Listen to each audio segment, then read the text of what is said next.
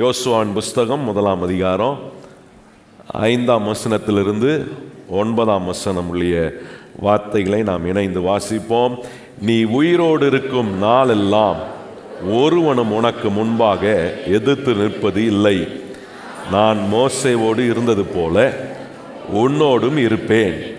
நான் உன்னை விட்டு விலகுவதும் இல்லை, உன்னை கைவிடுவதும் இல்லை. பலன் கொண்டு திடமனதாய் இரு.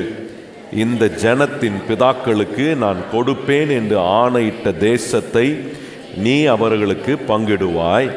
என் தாசனாகிய மோசே உனக்கு கற்பித்த நியாயப்பிரமாணத்தின்படி எல்லாம் செய்ய கவனமாய் இருக்க மாத்திரம் மிகவும் பலன் கொண்டு திடமனதாயிரு. நீ போகும் இடம் எல்லாம் புத்திமானாய் நடந்து கொள்ளும்படி அதை விட்டு வலது இடது புறம் விலகாதிருப்பாயாக. இந்த நியாயப்பிரமாண புஸ்தகம் உன் வாயை விட்டு பிரியாது இருப்பதாக. இதில் எழுதியிருக்கிறவைகளின்படியெல்லாம் நீ செய்ய கவனமாய் இருக்கும்படி இரவும் பகலும் அதை தியானித்து கொண்டு இருப்பாயாக. அப்பொழுது நீ உன் வழியை வாய்க்க பண்ணுவாய், அப்பொழுது புத்திமானாயும் நடந்து கொள்வாய். நான் உனக்கு கட்டளையிடவில்லையா? பலன் கொண்டு திடமனதாயிரு. திகையாதே, கலங்காதே. நீ போகும் இடம் எல்லாம் உன் தேவனாகிய கர்த்தர் உன்னோடே இருக்கிறார் என்றார். தேவன் நாம் எப்படி வெற்றி அடைய முடியும் என்பதை குறித்து இந்த வேத பகுதியில் அருமையான வழிமுறைகளை கர்த்தர் நமக்கு வைத்திருக்கிறார். ஆண்டவர் நம்முடைய வாழ்க்கையின் எல்லா காரியங்களிலும் நாம் வெற்றி அடைய வேண்டும் என்பதில் அதிக அக்கறை உள்ளவர். அதனால தான் பாருங்கள், வெற்றியை எப்படி அடையணும் அப்படின்ற குறித்து சொல்லி கொடுக்குறாரு பாருங்க. யோசுவாவுக்கு தேவன் சொல்லி கொடுத்த முதல் பாடமே அதுதான். ஒரு வேலையை அவனுக்கு கொடுத்துட்டு அந்த வேலையை அவன் ஆரம்பிப்பதுக்கு முன்பாக ஒரு அருமையான பாடத்தை சொல்லித்தரார். வெற்றினா என்ன யோசுவா, வெற்றினா என்னன்னு நீ தெரிஞ்சுக்கணும். அவனுக்கு வெற்றினா என்னன்னு சொல்கிறாருன்னா, அவனுக்கு சொல்கிறாரு, நீ எந்தெந்த வேலையெல்லாம் நீ நுழைய போகிறியோ, எந்தெந்த காரியத்திலலாம் நீ இன்வால்வ் ஆகிறியோ, ஆண்டவர் யோசுவாவுக்கு சொல்கிற அது அத்தனையில் நீ எப்படி இருக்கணும்னா நல்ல வெற்றி அடையணும். நீ உன் வழியை வாய்க்க பண்ணணும், நீ புத்திமானாக இருக்கணும், நல்ல நல்ல வெற்றிகளை நீ அடையணும் யோசுவா என்று ஆண்டவர் அவனுக்கு சொல்கிறத இங்கே நம்ம பார்க்குறோம். இதே தான் ஆண்டவர் நமக்கு சொல்கிறார். நமக்கு ஒரு குடும்பத்தை கொடுத்து, நமக்கு ஒரு வேலையை கொடுத்து, நம்ம கையில் சில பொறுப்புகளை கொடுத்து, ஏன்னா இந்த உலகத்தில் சமுதாயத்தில் கர்த்தர் நம்மளை இந்த சபையில் வைத்திருக்கும் போது எப்படி நம்ம இருக்கணும் ஆண்டவர் சொல்கிறாரு. நான் எதுலதெல்லாம் இன்வால்வ் ஆகிறேனோ அது அத்தனை காரியத்திலும் நான் வெற்றி அடையணும் அப்படின்றதுல என் ஆண்டவர் அதிக அக்கறை உள்ளவராக இருக்கிறார். எத்தனை பேர் அதை நம்புறீங்களா? ஏன்னா எப்படியாவது பண்ணிட்டு போ அப்படின்னு இருக்கிறவர் கிடையாது நம்முடைய ஆண்டவர். நீங்கள் செய்கிற ஒரு சின்ன வேலையாக இருந்தாங்கிறோம், அந்த சின்ன வேலையில் நீங்கள் பரிபூர்ணமான வெற்றி அடையணும்னு கர்த்தர் விரும்புகிறார். எத்தனை பேர் நீங்கள் விரும்புகிறீங்களா அதை? இப்போ இந்த வெற்றியை குறித்து ஆண்டவர் நமக்கு சொல்லி கொடுக்கும்போது தேவன் சொல்கிற வெற்றி வேற, உலகத்தில் இருக்கிற வெற்றி வேறன்னு பிரிச்சிடக்கூடாது. ஏன்னா நிறைய நேரம் கிறிஸ்தவர்கள் மத்தியில் என்ன நினைக்கிறோன்னா, ஆவிக்குரிய வாழ்க்கையில் இந்த வெற்றிலாம் ரொம்ப பெருசாக நம்ம யோசிக்கக்கூடாது. ஆவிக்குரிய வாழ்க்கையில் வெற்றியாக இருந்தால் உலக பிரகாரமான வாழ்க்கையில் வெற்றியாக இருக்க முடியும். ஏன்னா இந்த வெற்றி வேற, அந்த வெற்றி வேற கிடையாதுங்க. எந்த மனுஷன் ஆவிக்குரிய வாழ்க்கையில் வெற்றி உள்ளவனாக இருக்கிறானோ அதே மனுஷனை கர்த்தர் உலக வாழ்க்கையிலும் அவனை வெற்றி உள்ளவனாய் கர்த்தர் மாற்ற முடியும். அப்போ நீங்கள் கவனித்து பாருங்கள், உலகத்தில் வெற்றியை குறித்து பேசுகிற காரியத்தை நீங்கள் கவனிக்கும் போது அங்கே என்ன மிஸ் ஆகுதுன்னா, உலகத்தில் பேசப்படுகிற வெற்றியில் என்ன மிஸ் ஆகுதுன்னா ஆண்டவரே மிஸ் ஆயிடுறாரு. நீங்கள் கவனிக்கணும் அதை. நீங்கள் அந்த உலகத்தில் பேசப்படுற வெற்றி யாரை மையப்படுத்தி இருக்குன்னா மனுஷனை மையப்படுத்தி தான் இருக்கும், ஒரு நபரை மையப்படுத்தி தான் இருக்கும். ஆனால் ஆண்டவர் நமக்கு போதிக்கிற வெற்றி முழுக்க முழுக்க அது அவரை சார்ந்ததாகவே இருக்கும். அதனால தான் பாருங்க, இந்த வேதத்திலிருந்து வெற்றி எடுத்து தேவன் நமக்கு வைத்திருக்கிற வெற்றியை குறித்து பேசும்போது நாம் அவரோடு வைத்திருக்கிற உறவு, நாம் அவருக்குள் வாழ்கிற வாழ்க்கை, அவருடைய வசனம் எப்படிப்பட்ட தாக்குதலெல்லாம் இம்பேக்டெல்லாம் நம்முடைய வாழ்க்கையில் உண்டாக்குது. இதெல்லாம் பாருங்க, இதெல்லாம் இல்லாமல் ஆண்டவர் ஒரு மனுஷனுக்கு வெற்றி எப்படி கொண்டு வர முடியும்னு சொல்லிக் கொடுக்கவே முடியாது. தேவனோட உறவு இல்லாமல் நீங்கள் வெற்றி அடைய முடியாது. தேவனுக்குள் வாழ்கிற வாழ்க்கையின் பழக்கத்தை நீங்கள் உண்டு பண்ணாமல் வாழ்க்கையில் வெற்றி அடைய முடியாது. பாருங்க, தேவனுடைய வசனம் இல்லாமல். அப்போ ஆண்டவர் போதிக்கிற வெற்றி முழுமையாய் அவரை சார்ந்ததாக இருக்கு. உலகம் போதிக்கிற வெற்றி வெறும் மனுஷனை, ஒரு நபரை சார்ந்ததாக தான் இருக்கு. ஒரு இண்டிவிஜுவல், ஒரு தனிப்பட்ட மனுஷனை வர உலகத்தில் ஒரு வெற்றி அடைஞ்ச மனுஷன் என்ன சொல்கிறான்? நான் கஷ்டப்பட்டேன், நான் இதுக்காக டெடிக்கேட்டடாக இருந்தேன், இதற்காக அதை தியாகம் பண்ணேன், இதை தியாகம். அவன் சொல்கிறதெல்லாம் அந்த ஒரு மனுஷனை சார்ந்ததாக இருக்கும். அந்த வெற்றி ஒருவேளை ஒரு மனுஷனுக்கு வரலாம், ஆனால் அந்த வெற்றியோட சேர்ந்து நிறைய துன்பமும் பிரச்சனையும் வேதனையும் அழுத்தமும் வருது. ஆனால் தேவன் போதிக்கிற வெற்றியை தேவனை மையமாய் வைத்து ஒரு மனுஷன் வாழ்க்கையில் வெற்றி அடையும் போது அவனுடைய வாழ்க்கையில் எத்தனை துன்பங்கள் பிரச்சனைகள் வந்தாலும் ஒரு காரியம் மாத்திரம் அவனை மேற்கொள்ளவே முடியாது. என்னன்னா, பிரச்சனை அந்த மனுஷனை மேற்கொள்ளவே முடியாது. ஏன்னா இந்த கிறிஸ்தவனுக்கு வெற்றி யாரால வருகிறது என்று சொன்னால், கிறிஸ்து அவனுக்கு வெற்றியை கொடுக்கிறதுனாலே அவர் முன்னின்று எல்லாவற்றையும் பொறுப்பெடுக்கிறார். எத்தனை பேர் நம்புறீங்க? கர்த்தர் உங்க வாழ்க்கையில உங்களுக்காக முன்னின்று எல்லாவற்றையும் அவர் பொறுப்பெடுப்பாரா? அதுதான் அவரை சார்ந்து நம்முடைய வாழ்க்கையில வெற்றி அடைவது எப்படி என்பதை கற்றுக்கொள்ள வேண்டியதுதான் ரொம்ப முக்கியம். அதுக்குதான் யோசுவாவுக்கு சொல்றாரு, யோசுவா என்ன சார்ந்து நீ வெற்றி அடைவது எப்படின்றத உனக்கு நான் சொல்லித்தரேன். அவனுக்கு அங்க சொல்றாரு, அற்புதமா சொல்றாரு. என்ன சொல்றாரு? 8ஆம் வசனத்துல நம்ம கவனிக்கிறோம். ஒரு காரியத்தை ரொம்ப வலியுறுத்தி சொல்றார் ஆண்டவர் அங்க. யோசுவா, நீ வெற்றி அடையணும்னா இந்த நியாயப்பிரமாண புஸ்தகம் என்ன பண்ணக்கூடாது? உன் வாயை விட்டு. இந்த புஸ்தகம் ரொம்ப முக்கியமானது. சொல்லுங்க, வாயை திறந்து. கர்த்தர் என் கையில கொடுத்திருக்கிற இந்த பரிசுத்தம் உள்ள வேத புஸ்தகம் என்னுடைய வெற்றிக்கு ரொம்ப முக்கியமான புஸ்தகம். கையை உயர்த்தி சொல்லுங்க, தேவன் என் கையில கொடுத்திருக்கிற. கையை என்ன நம்ம பைபிளை தூக்கிட்டே சொல்லுவோமே, என்ன கையை தூக்குனா கையில் என்ன இருக்குது? ஒண்ணுமே இல்லையே. கையில் இந்த பைபிளை தூக்கி சொல்லி பாருங்க, இப்போ அர்த்தம் வரும். தேவன் என் கையில கொடுத்திருக்கிற. எல்லா கையிலையும் பைபிள் இருக்கா? பைபிள் இல்லைன்னா போய் வாங்கிடுங்க. ஏன்னா இந்த புஸ்தகத்தை பற்றி தான் பேசினே இருக்கேன் நான். காலங்காலமாக இதுதான் பேசுவேன். நீங்கள் எத்தனை வருஷம் கழிச்சு வந்தாலும் இதுதான் நான் பேசுவேன். ஏன்னா இந்த புஸ்தகம் தான் நம்முடைய வாழ்க்கைக்கான வெற்றியின் புஸ்தகம். நல்லா உயர்த்தி. எத்தனை பேர் தூக்குறதுக்கு சந்தோஷமா இருக்கா? இல்லை மறைச்சி கிரிச்சி ஏதாவது பூட்டி கீட்டி ஏன்னா தெரியாதபடி தூக்கிட்டு வரீங்களா? கொஞ்சம் அடுத்த வாரம் வரும்போதெல்லாம் பைபிளை நல்லா கையில் பிடிச்சி தூக்கிட்டு வாங்க, நிறைய பேர் பார்க்கட்டும். இந்த புஸ்தகம் தான் என்ன வெற்றியாய் வாழ வைக்கிற புஸ்தகம். நல்லா கையை உயர்த்தி சொல்லுங்க, இந்த புஸ்தகம் வெற்றியை கொடுக்குமா? அதுதான் ஆண்டவர் யோசுவாவுக்கு சொல்றாரு, யோசுவா ஏதா வெற்றியோ விடலையோ இந்த விட்டுறாத, இந்த புஸ்தகத்தை என்ன பண்ணிடாத, விட்டுறாத. ஏன்னா இதுதான் உன்னுடைய வாழ்க்கைக்கான சகல வெற்றியையும். நினைக்க முடியாததெல்லாம் இந்த ஜனங்களை வச்சு செய்ய முடியுமான்னு நினைக்கிறான். ஆனால் அதெல்லாம் நீ செய்ய முடியும். இவர்களை நீ கொண்டு போய் கானானுக்கு சேர்க்க முடியும். என்ன நடக்கட்டும், எத்தனை சத்துருக்களை நீ சந்திக்க வேண்டியதாக இருந்தாலும் அதெல்லாம் தாண்டி நீ இவர்களை கானானுக்கு கொண்டு உங்ககிட்ட கொடுத்த வேலையை நீ முடிச்சிடுவப்பா. ரொம்ப அற்புதமாக சொல்கிறேன். அதுதான் ரொம்ப சிம்பிளாக நமக்கு புரியணும்னா, ஆண்டவர் யோசுவா, நான் உங்ககிட்ட கொடுத்த வேலையை நீ முடிச்சிடணும்னா இந்த புஸ்தகத்தை பிடிச்சிக்கன்றாரு. இன்னைக்கு ஆண்டவர் தான் சொல்றாரு, உங்க கையில ஆண்டவர் கொடுத்திருக்கிற பொறுப்பு, உங்க மூலமா கர்த்தர் இந்த உலக வாழ்க்கையில எவ்வளவு வருஷம் நம்மளை வச்சிருக்கிறாரோ அந்த வருஷம் ஆண்டவர் நியமித்த வருஷங்கள். அந்த நியமிக்கப்பட்ட வருஷங்கள்ல என்னை கொண்டு என்னெல்லாம் கர்த்தர் செய்யணுமோ அத்தனையும் நான் செய்து முடிக்கணும்னா இந்த பரிசுத்தமுள்ள புஸ்தகத்தை நான் கொஞ்சம் முக்கியப்படுத்தணும், அதை கொஞ்சம் கவனிக்கணும், இதை கொஞ்சம் வாசிக்கணும், இதை கொஞ்சம் தியானிக்கணும், இல்லை சொல்லியிருக்கிறபடியெல்லாம் செய்ய கொஞ்சம் கவனமாக இருக்கணும். உங்கள் வாழ்க்கையில் நீங்கள் என்ன பிரச்சனைகளை சந்தித்தாலும் பதில் எங்கேருந்து வரப்போகுதுன்னா உலகத்திலேருந்து இல்லை, இந்த பைபிள்லேருந்து தான் கர்த்தர் பதிலை கொடுக்க போறார். எத்தனை பேருக்கு அந்த நம்பிக்கை இருக்கா? ஏன் இங்கே வரோம்? ஏன் சர்ச்சைக்கு வந்து உட்கார்ந்து இப்படி பிரசங்கம் கேட்கணும்? ஏன் உலகத்தில் வேற எதுவும் வேலை இல்லையா? ஏன்னா உலகத்தில் தத்துவம் பேசுறதுக்கு ஆளுங்க இல்லையா? இருக்கிறாங்க. அதெல்லாம் ஒன்றும் ஒவ்வாது நம்முடைய வாழ்க்கைக்கு.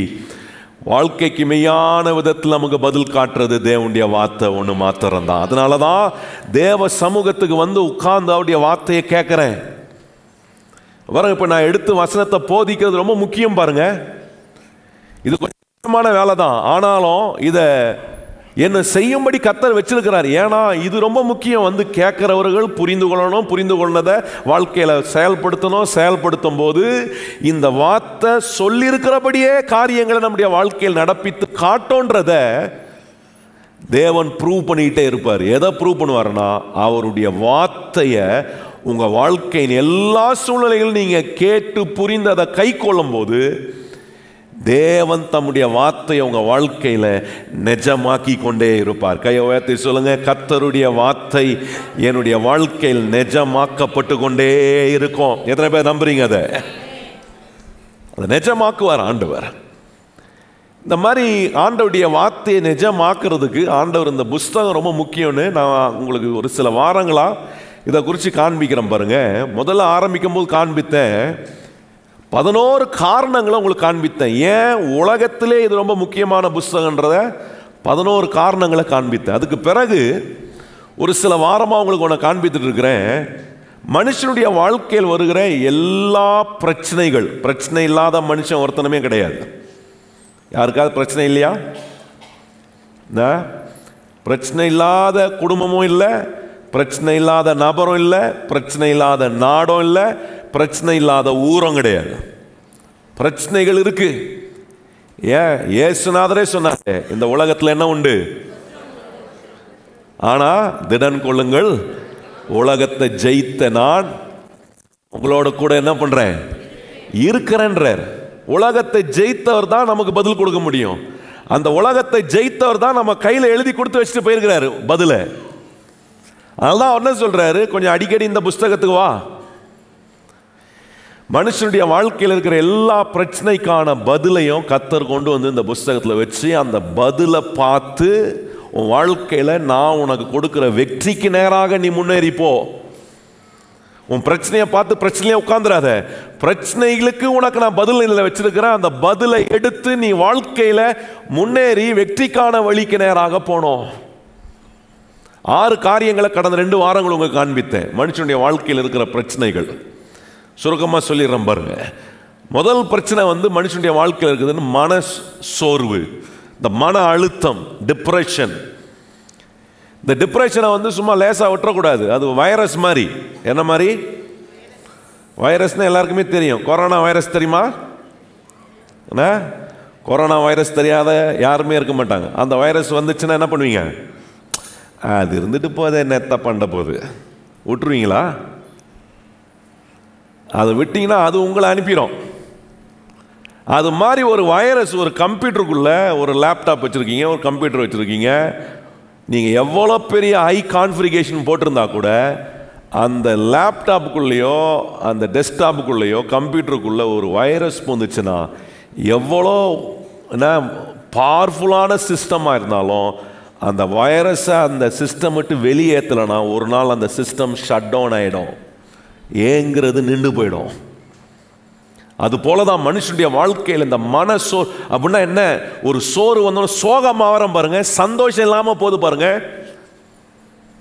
அந்த சந்தோஷத்தை நான் எங்க பிடிக்கிறது? எங்க நான் கண்டுபிடிக்கிறது? தேவனுடைய வார்த்தை சொல்லுகிறது. இயேசுநாதர் சொல்றார், என்னுடைய சந்தோஷத்தை நான் உனக்கு கொடுக்குறேன். அந்த சந்தோஷம் முன்னில் நிறைவாக இருக்க விரும்ப. அது தேவனுடைய வார்த்தையில் தான் அந்த சந்தோஷம் உண்டாகும். அதுக்கு பிறகு காண்பித்த தவறான விதைகள், ஃபால்ஸ்வுட்.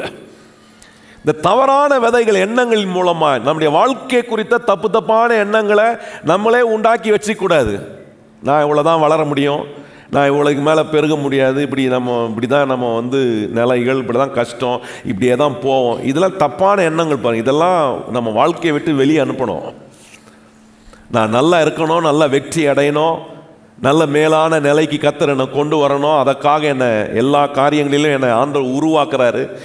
இப்படிப்பட்ட காரியங்கள்லாம் தேவ வசனத்தின் மூலமா, சத்திய வசனத்தின் மூலமா நாம் அறிந்து அந்த தப்பான விதைகளை நம்ம வாழ்க்கையை விட்டு வெளியேற்றணும். மூன்றாவது காண்பித்த மனுஷனுக்கு கர்த்தருக்கு பயப்படுகிற பயத்தை தேவனுடைய வார்த்தை உண்டாக்குது.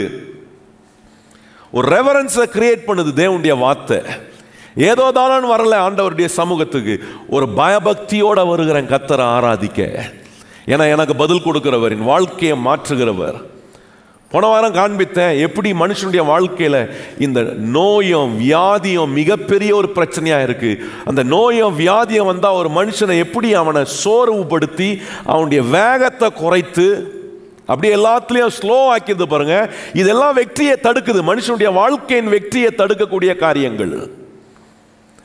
அதை எப்படி டீல் பண்ணணும், தேவனுடைய வார்த்தை அதுக்கு எப்படி உதவி செய்து, அதான் உங்களுக்கு காண்பித்தேன். தேவன் தம்முடைய வசனத்தை அனுப்பி என்ன பண்ணுகிறார், நம்மளை குணமாக்குகிறார் என்பதை காண்பித்தேன். அநேக நேரம் மனுஷனுடைய வாழ்க்கையில் இருக்கிற இன்னொரு பிரச்சனை, நம்பிக்கை இழந்துடுறான். குடும்பத்தில் நம்பிக்கை இழந்துடுறோம், வேலையில் நம்பிக்கை இழந்துடுறோம், தொழிலில் நம்பிக்கை இழக்கிறோம், எதிர்காலத்தின் நம்பிக்கை இழந்துடுறோம். இந்த நம்பிக்கை இழந்த மனுஷனுக்கு கூட இந்த புஸ்தகம் உதவி செய்து பாருங்க, மறுபடியும் நம்பிக்கையை உண்டாக்க. அதுக்கு பிறகு ஆறாவது காண்பித்தேன், மனுஷனுடைய வாழ்க்கையில் உண்மையான சமாதானத்தை தேடி அங்கேயும் இங்கேயும் ஓடுறான் மனுஷன். ஆனால் மெய் சமாதானத்தை, உண்மையான சமாதானத்தை தேவன் தம்முடைய வசனத்தில் வச்சிருக்கிறாரு. இந்த வசனத்தில் வாழ்கிற ஒரு மனுஷனுக்கு அவனுடைய வாழ்வின் சமாதானம் எப்படி இருக்குன்றார்னா, நதியை போல புரண்டு ஓடுகிற சமாதானம். 6 காரியங்களை அங்கே கவனித்தோம். இன்னைக்கு இன்னொரு 6 காரியங்களை வேகமாக சில காரியங்களை அவங்களுக்கு காண்பிக்க விரும்புகிறேன். 7வது கவனிங்க, ஆண்டவர் சொல்கிறாரு 119ஆம் சங்கீதம் அதில் இருக்கிற 165ஆம் வசனம். 7வது பிரச்சனை, முன்னேற்றங்கள் தடுக்கப்படக்கூடாது. இன்னைக்கு முன்னேற்றங்கள் தடுக்கப்படக்கூடிய தடங்களாய் வரக்கூடிய காரியம் என்னன்றதை அறிந்து அதை எப்படி ஆண்டவர் என்னுடைய வாழ்க்கையை விட்டு அகற்ற கர்த்தர் எனக்கு உதவி செய்கிறார். மனுஷனுடைய வாழ்க்கையை அல்லது மனுஷனுடைய வாழ்க்கைக்குள் வர வேண்டிய முன்னேற்றங்களை தடுக்கிறதுக்கு என்னெல்லாம் இருக்கு? அவனுடைய மனம், உணர்ச்சிகள், எண்ணங்கள், இதெல்லாம் பாருங்க. சில நேரம் மனுஷனுடைய வாழ்க்கையில் அவனுடைய முன்னேற்றத்தை தடுக்கக்கூடிய விதத்தில் வேலை செய்யுது. அதெல்லாம் நம்முடைய வாழ்க்கையில் நமக்கு எந்த விதத்திலும் தடுக்கலை உண்டாக்கக்கூடிய விதத்தில் இல்லாமல் இருக்கணும்னா, இங்கே கர்த்தருடைய வார்த்தை சொல்கிற வசனத்தை நம்ம வாசிப்போமா? 165ஆம் வசனத்தை நம்ம எல்லாரும் இணைந்து வாசிப்போம்.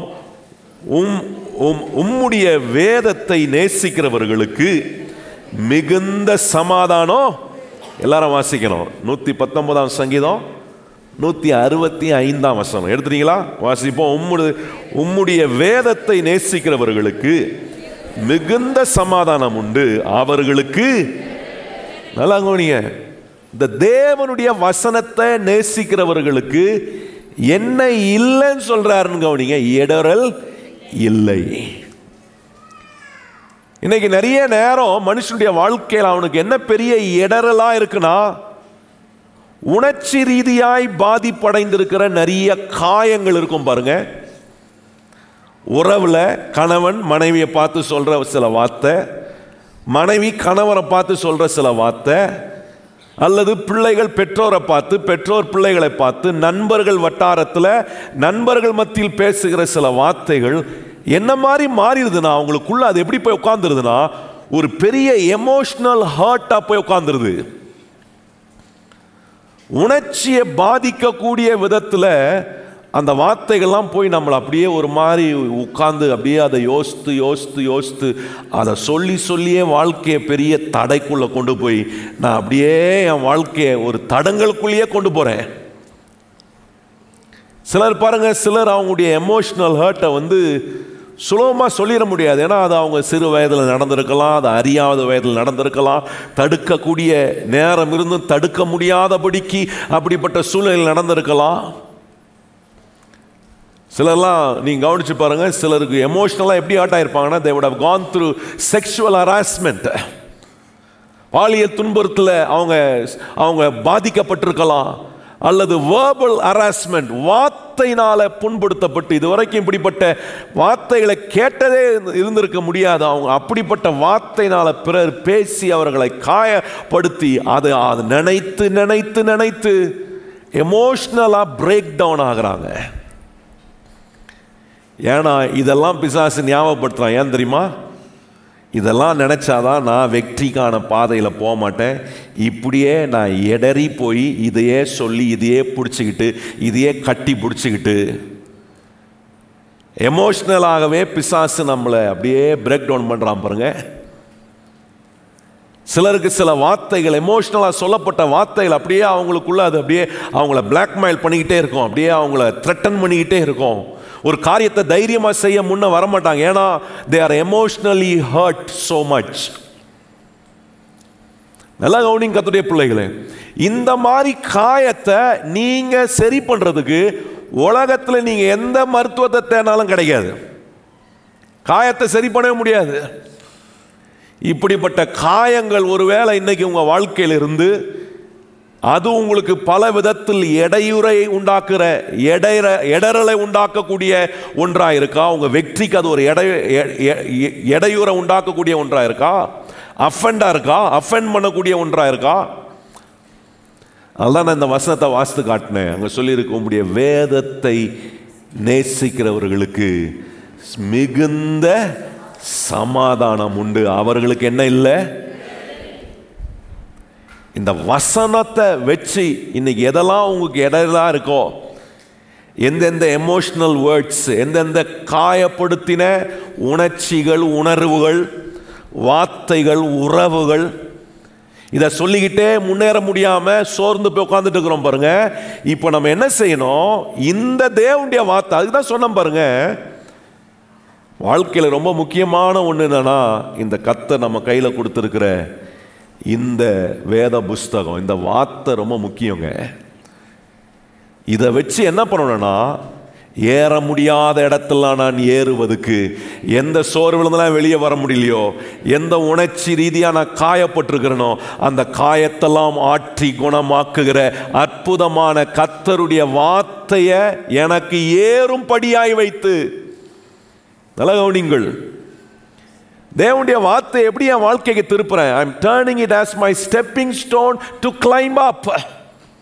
நான் ஏறுவதற்கான ஒரு ஏறும்படியாய், எந்த உணர்ச்சியில் நான் காயப்பட்டிருக்கிறேனோ அந்த காயப்பட்டிருக்கிற இடத்துக்கு நேராக கர்த்தருடைய வார்த்தை அனுப்பும் போது அது எனக்குள்ள சமாதானத்தை உண்டு பண்ணுது. சமாதானம் உண்டான உடனே நான் அதிலேயே கடக்கும்படி என்ன கர்த்தர் விடல, அதை தாண்டி வரும்படி கர்த்தர் எனக்கு அவர் உதவி செய்கிறார்.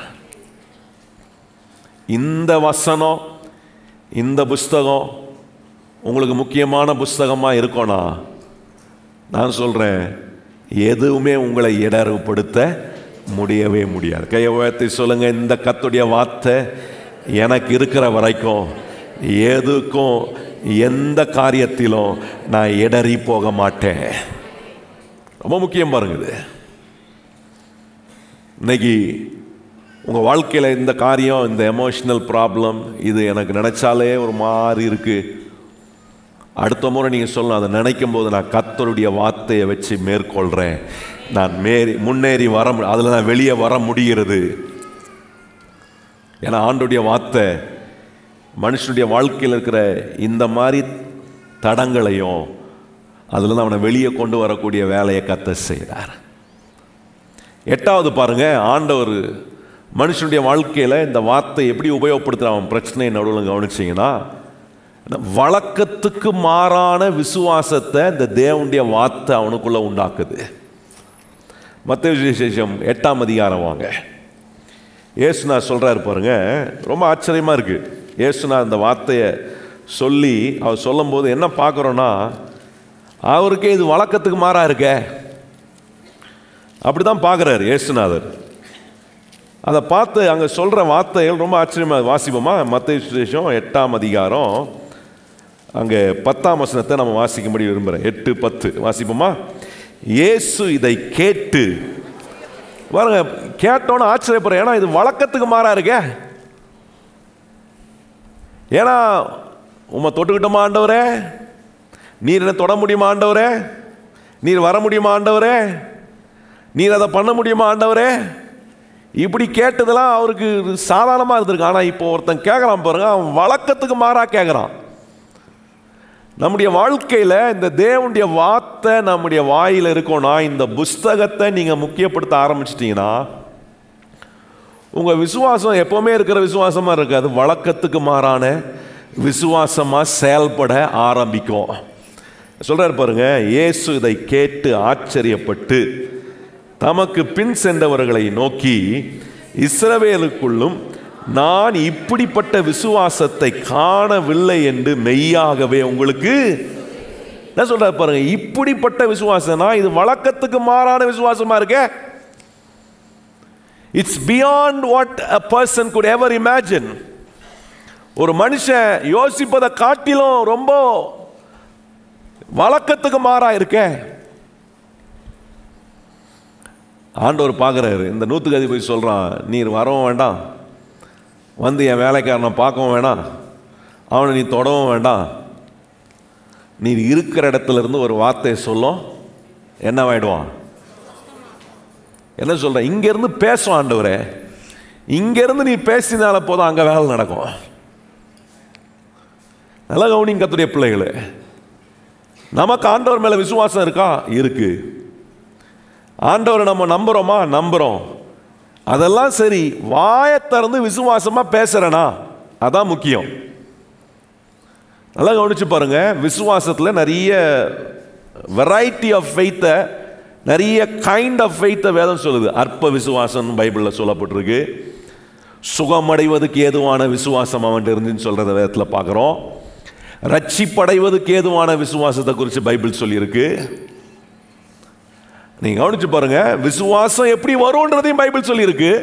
ரோமர் 10ஆம் அதிகாரம் 17ஆம் வசனம் கவனிங்க. அது 2-3 வசனத்தை வாசிக்க விரும்புகிறேன் பாருங்க, சட்டம் நீங்கள் விளங்கி கொள்றதுக்கு ஆண்டவர் இது நமக்கு உதவியாக அதை மாற்றுவார் பாருங்க.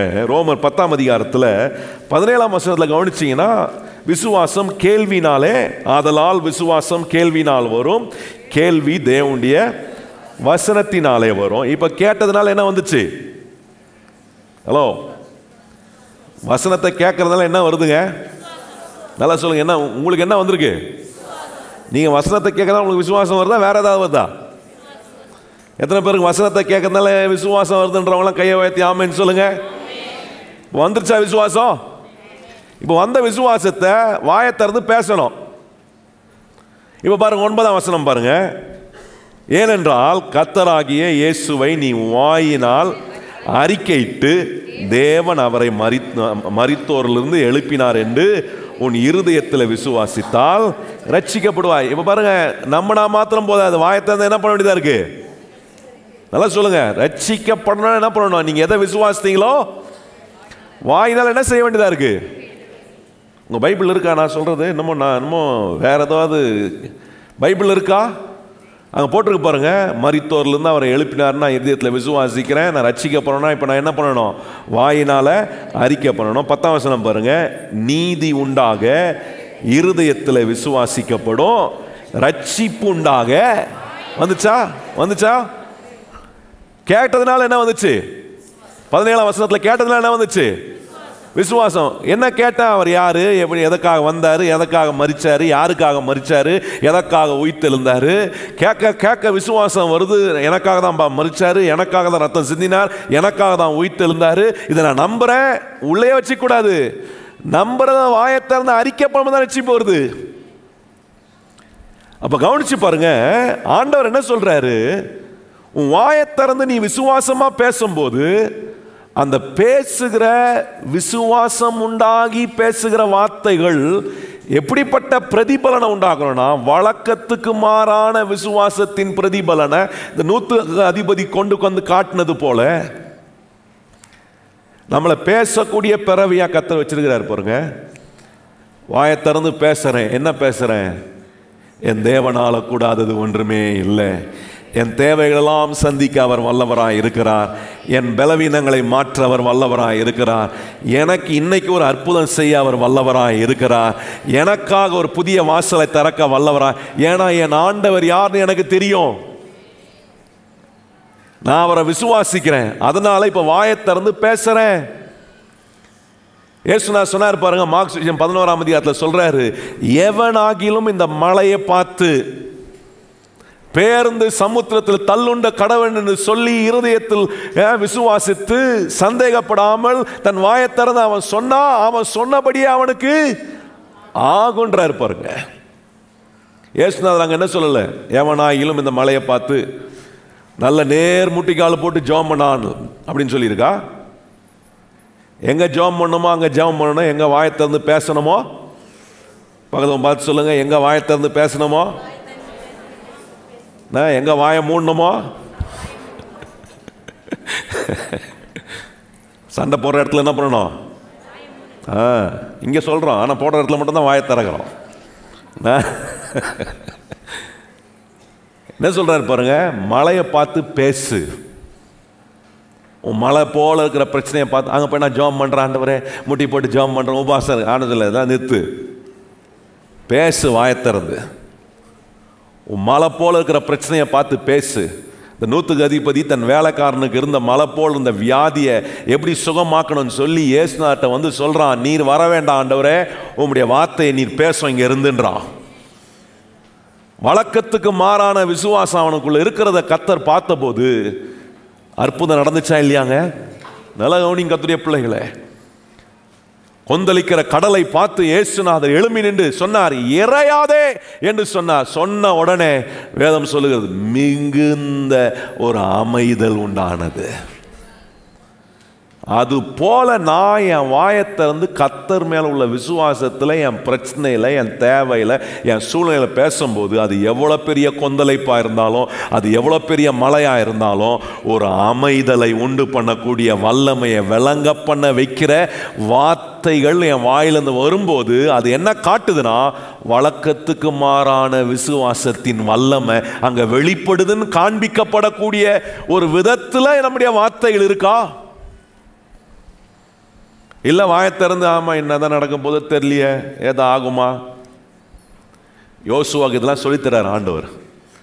யோசுவா சொல்றார், யோசுவா வழக்கத்துக்கு மாறான அற்புதம் வெற்றியில் நடக்கணுமா? உனக்கு நினைச்சு பார்க்க முடியாதபடி உன் சத்துருவா நீ தோக்கடிக்கணுமா?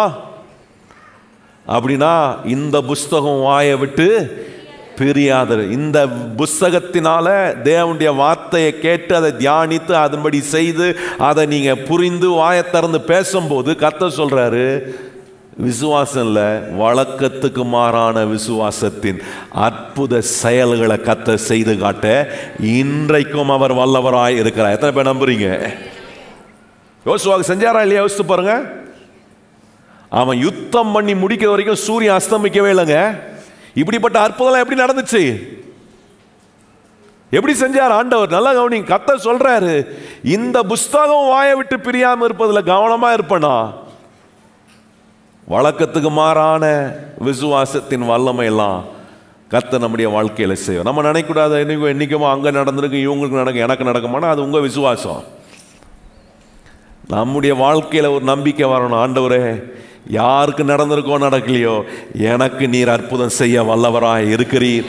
நான் உம்மை நம்புறேன், உம்முடைய வார்த்தையை நான் கேட்குறேன், இதை தியானிக்கிறேன், இதை நான் என் வாழ்க்கையில் கை கொள்கிறேன். இந்த வார்த்தை என் வாயில் இருக்குது, அதனால் எனக்கு அற்புதம் நடக்கும். ஆண்டவரே, மற்றவங்களுக்கு நடந்திருக்கா நடக்கலையா அதை பற்றி ஆராய்ச்சி எனக்கு தேவையில்லை. நான் நம்புகிற கர்த்தர் எனக்கு அற்புதம் செய்ய வல்லவராய் இருக்கிறார் என்று நான் அவரை 100க்கு 100 நம்புகிறேன். இப்படி நம்பி வாழ்க்கையில் வருகிற பிரச்சனைகளை ஜெயித்து வெற்றிக்கு நேராக என்ன செய்யணும்? முன்னேறி போனோம். அந்த விதத்தில் தேவனுடைய வார்த்தை உங்களுக்குள்ள வழக்கத்துக்கு மாறான விசுவாசத்தை உங்களுக்கு உண்டாக்கி கொடுக்குதா? 9வது பாருங்க, மனுஷனுடைய வாழ்க்கையில் இருக்கிற இன்னொரு மிக முக்கியமான பிரச்சனைனா, எப்பெல்லாம் பிரச்சனைக்குள்ள போய் மனுஷன் மாற்றானோ அந்த பிரச்சனையில் அவன் ஒரு சரியான தீர்மானத்தை எடுக்க முடியாததுனால அந்த பிரச்சனையிலேருந்து அவன் வெளியே வரவே முடியல. பாருங்க, இன்னைக்கு நிறைய மக்களுக்கு பிரச்சனையில் சரியான தீர்மானத்தை எடுக்க தெரியாம முழிக்கிறாங்க. வாய்ஸ் டெசிஷன் நிறைய பிரச்சனையில் காணப்பட மாட்டுது. பாருங்க, புத்தியுள்ள தீர்மானங்கள், புத்திகரமா ஒரு காரியத்தை செய்யற, நல்ல புத்தி வேலை செய்கிற மாதிரி மனுஷங்களுக்கு இன்னைக்கு பிரச்சனை நடுவில் வேலை செய்யும். பிரச்சனையில் அப்போதான் புத்தி சரியா வேலை செய்ய மாட்டுதே. ஏன் இன்னும் மனுஷன் பிரச்சனையிலேயே இன்னும் சிக்கிட்டு அதுலேயே ஒரு பிரச்சனை, 2 பிரச்சனை, 3 அப்படி பிரச்சனையாக தான் போயிட்டே இருக்கேன் ஒழியே. ஏன்னா ஒரு பிரச்சனைக்குள்ள போகும்போது அந்த பிரச்சனையில் கர்த்தர் வச்சிருக்கிற புத்தியான தீர்வையும் தீர்மானத்தையும் எடுக்க மனுஷனுக்கு தெரியல. அதான் யோசுவாவுக்கு சொல்றாரு, இந்த புஸ்தகம் வாயை விட்டு பிரியாம இருந்தா, இதுல சொல்லியிருக்கிறபடியெல்லாம் நீ செய்ய கவனமா இருந்தா, இரவும் பகலும் இதை நீ தியானித்து கொண்டு இருந்தா, நீ என்ன பண்ணுவ? உன் வழியை வாய்க்க பண்ணுவாய். அப்பொழுது வசனம் இருப்போம், 8ஆம் வசனம், அப்பொழுது நீ என்னவா இருப்ப? சொல்லுங்க, எப்படி இருப்போம்? புத்தி கட்டவனா இருப்பேன்னு சொல்லல. ஆனா சொன்னாரா, இது இந்த புஸ்தகம் வாயிலிருந்து இதை நீ இரவும் பகலும் தியானிச்சு, இதுக்காக நீ நிறைய பிரயாசம் எடுத்து நீ செய்கிற வழியில் நீ என்ன புத்தி கட்டவனா இருப்பப்பா அப்படின்னு சொல்றாரு. நிறைய புத்தி கட்டு போயிருக்கிற விஷயங்களில் புத்தி உள்ளவர்களாய் நாம் நடப்பதுக்கு, குடும்பத்தை புத்தி உள்ள விதத்தில் நம்ம நடப்பதுக்கு, குடும்பத்தில் நல்ல தீர்மானங்களை உங்கள் வாழ்க்கையில், உறவில், உங்கள் பிள்ளைகளுக்கு, உங்கள் எதிர்காலத்துக்கு, உங்கள் வேலையில், உங்கள் கெரியரில், உங்களுடைய பிஸ்னஸில் நீங்கள் நல்ல தீர்மானம் எடுக்கிறது உங்களை நல்ல வெற்றிக்கு நேராக கொண்டு போகும். நிறைய பேருக்கு வெற்றி வராமல் இருப்பது காரணம் என்ன? ஒரு நல்ல தீர்மானத்தை, புத்தி உள்ள ஒரு தீர்மானத்தை எடுக்க தெரியாம அநேக மக்கள் முடங்கி போய் விடுகிறார்கள். பாருங்க, பைபிள் அதை குறித்து என்ன சொல்லுதுன்றத உங்களுக்கு நான் காண்பிக்க விரும்புகிறேன். பாருங்க, நீதிமொழிகள் 3ஆம் அதிகாரம் வாங்க. நீதிமொழிகள் 3ஆம் அதிகாரம் 21ஆம் வசனம் வாசிப்போமா? நீதிமொழிகள் 3:21 அங்க சொல்லியிருக்க பாருங்க, என் மகனே இவைகளை உன் கண்ணை விட்டு பிரியா. எவைகளை? இவைகள்னா எவைகள்? அங்கேயே பதில் இருக்கு பாருங்க. அங்க சொல்றாரு, மெய் ஞானத்தையும் நல்ல ஆலோசனையும். நல்லா நல்லா வாசிங்க, பைபிளை பார்க்குறீங்களா இல்லையா? வாழ்க்கையில் நல்ல தீர்மானம் எடுக்கணுன்றவங்களாம் கையை வைத்து அல்ல இல்லையா சொல்லுங்க. இப்போ ஒழுங்காக தீர்மானம் எடுக்கணும்னா ஒழுங்காக வாசிக்கணும். என்ன போட்டிருக்கு பைபிளில்? அங்கே சொல்லியிருக்கு பாருங்க, மெய் ஞானத்தையும். நல்லா நல்லா வாசிங்க. என்ன போட்டிருக்கு உங்கள் பைபிளில்? இப்போ தான் கண்ணுலாம் தெரியாது சரியா பைபிளில். ஏன்னா விஷயத்துக்கு நேராக வரோம் பார்த்தீங்களா. நிறைய பேருக்கு என்னமோ வேற இது மெய் ஞானமா வேற மாதிரி தெரியும். நல்லா பாருங்க, உங்கள் பைபிள் என்ன போட்டிருக்கு? மெய் ஞானத்தையும் என்ன பண்ணணுமா? இப்போ கேள்வி, இந்த மெய் ஞானமோ நல்ல ஆலோசனை எங்க இருக்கு?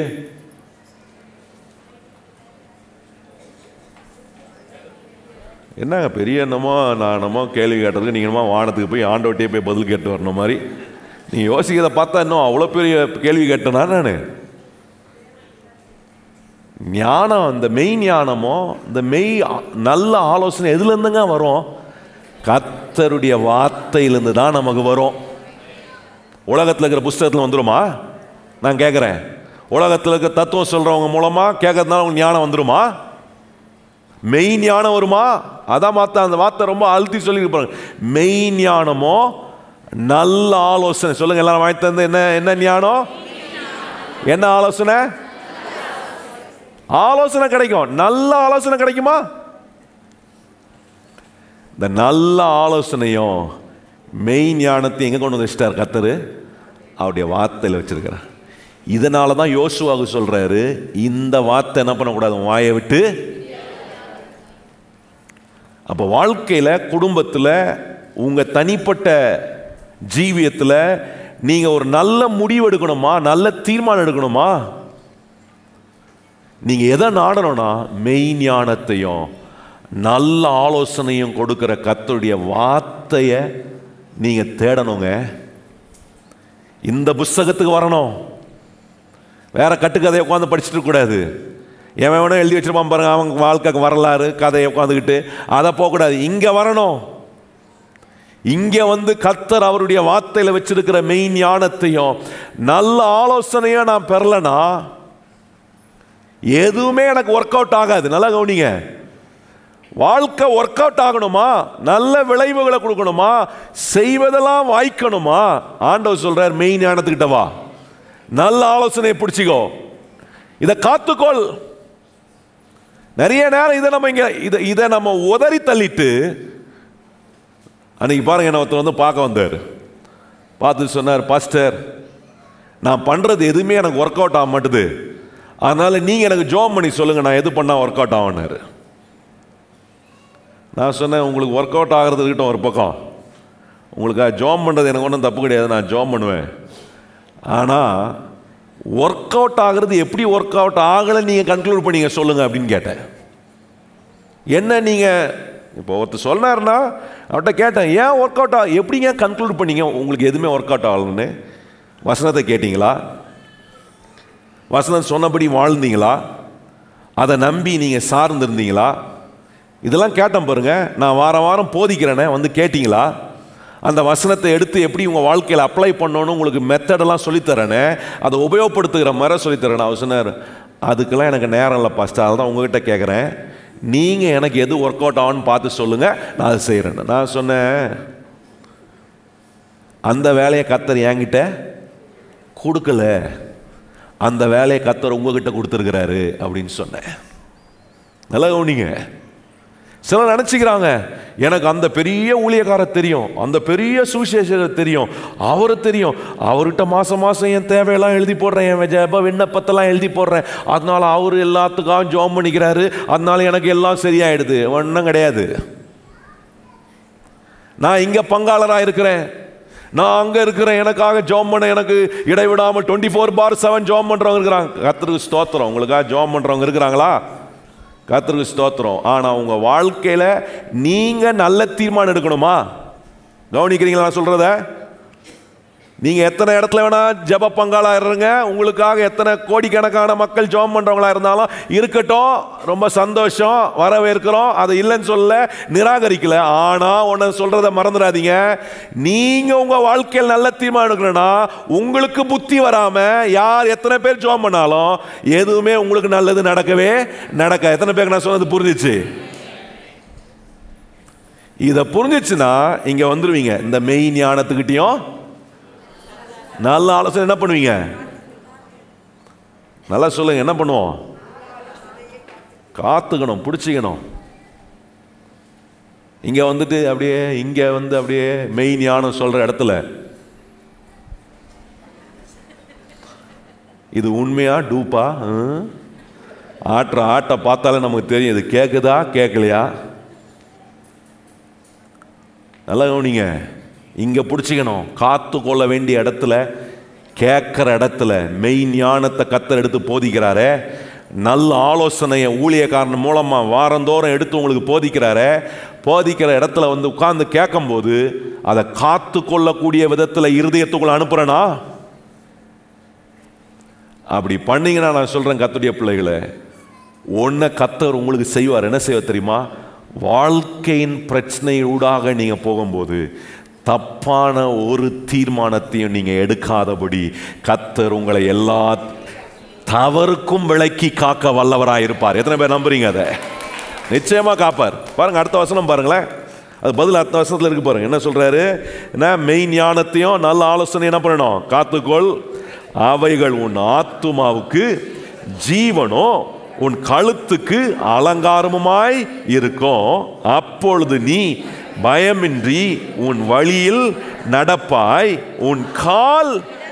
நல்லா கவனிங்க. இந்த மெய் ஞானத்தையும் நல்ல ஆலோசனையும் காத்துக்கொள்வீங்கன்னா உன் கால் இடராது. அப்படின்னா என்ன சொல்ல வரேன், அதை இப்படி போடலாம், உங்க வாழ்க்கையில் நீங்க எடுக்க வேண்டிய தீர்மானங்கள் தப்பாக போகாதபடிக்கு கர்த்தர் உங்களை காப்பார்.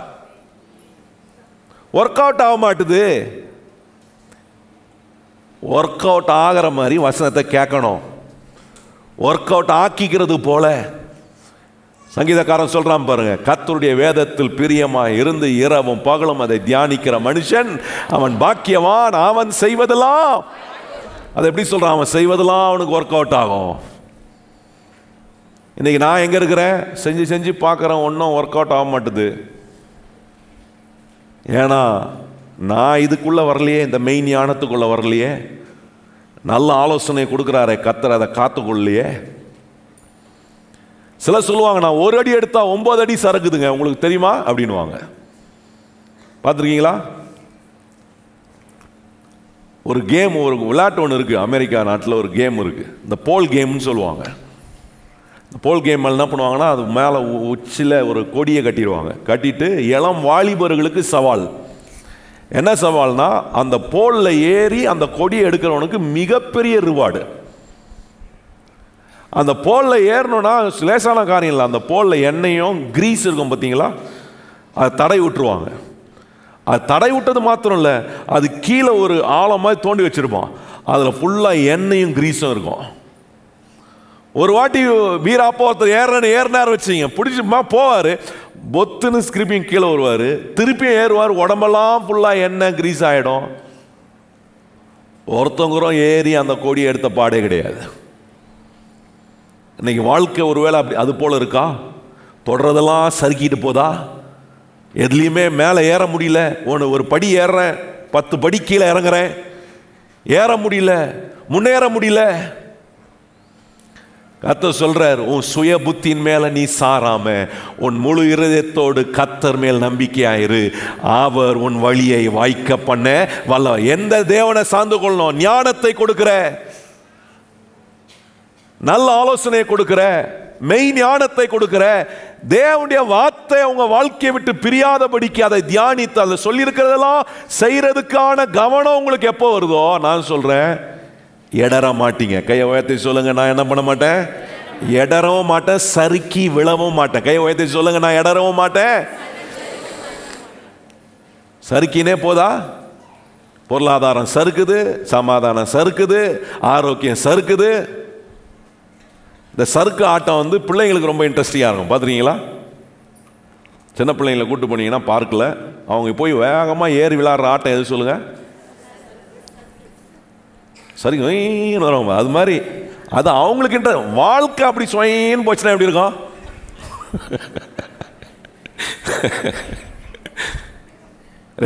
ரெண்டு முறை சிரிக்கலாம், 2 முறை, 3ஆம் முறை அறிவு இருக்கா? அதான் 2 வாட்டி விழுந்தல்ல, திருப்பி அதுலேயுமே வருவேன், கேட்க மாட்டாங்க.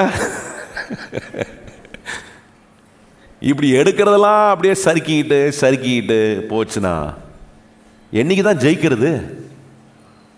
எல்லாம் நான் சறுக்கிட்டு போறத பார்த்துருக்காங்க. என்னைக்கு நான் மேலே ஏறி கர்த்தர் என்னை வெற்றியில அங்க உட்கார வைக்கிற அந்த உயர்வுக்கு எப்ப என்ன ஜனங்க பார்க்கணும்? அதை பார்க்கணுமே ஆண்டவரே. அந்த நிலைக்கு நீ உயர்த்தி கொண்டு வருவதற்கு ஆண்டவரே, நான் கொஞ்சம் இந்த மெய் ஞானத்துக்கிட்ட வரேன், நல்ல ஆலோசனையை காத்துக்கொள்ற ஆண்டவரே, நல்ல தீர்மானங்கள் எடுக்க எனக்கு உதவி செய்யும் ஆண்டவரே. கர்த்தர் சொல்ற அப்படின்னா, இந்த புஸ்தகத்தை பிடிச்சிக்கமானே, இந்த புஸ்தகம் ரொம்ப முக்கியம் உனக்கு. சும்மா ஞாயிற்றுக்கிழமை மட்டும் தூக்கிட்டு வர புஸ்தகம் கிடையாது. இது மத புஸ்தகம் கிடையாது, ரூல் புக் மாதிரி. நிறைய கிறிஸ்தவங்களுக்கு இந்த பைபிள் எப்படி வச்சிருக்காங்கன்னா ரூல் புக் மாதிரி. சர்ச்சுக்கு வந்தால் தூக்கிட்டு வரணும், எங்கன்னா ஃபங்க்ஷனுக்கு போனால் தூக்கிட்டு போனால், ப்ரேயர் மீட்டிங் போனால் ரூல் புக். ஏன்னா அது அங்கங்கே போனால் அங்கங்கே தூக்கிட்டு போகிற புஸ்தகம் இது.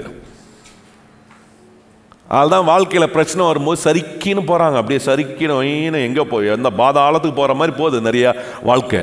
சறுக்கினே இருக்கு. தூக்கி நில். இந்த வசனத்தில் நீங்கள் கொஞ்சம் மெய் ஞானத்தையும் நல்ல ஆலோசனையும் நீங்கள் பார்க்க ஆரம்பிச்சிட்டீங்க. நான் சொல்கிறேன், இன்னைக்கு சறுக்கிட்டு இருக்கிற நிலையை கர்த்தர் நிறுத்தி உங்களை தூக்கி நிறுத்த அவர் வல்லவராய் இருக்கிறார் என்பதை உங்கள் வாழ்க்கைக்குள்ள அவர் செய்வாருங்க. இது வரைக்கும் மனுஷன் நீங்கள் சறுக்கி போனதை பார்த்துருக்கலாம். அதே மனிதர்கள் நடுவே கர்த்தர் உங்களை தூக்கி நிறுத்துறதையும் பார்க்க வைக்க அவர் வல்லவராய் இருக்கிறார். அது நடக்கணும்னா மெய் ஞானத்தையும் நல்ல ஆலோசனை என்ன பண்ணுங்க? காத்துக்கொள்ளுங்க. அதை காத்துக்கொள்றவன் என்ன பண்ண மாட்டானா? எடறி போகவே.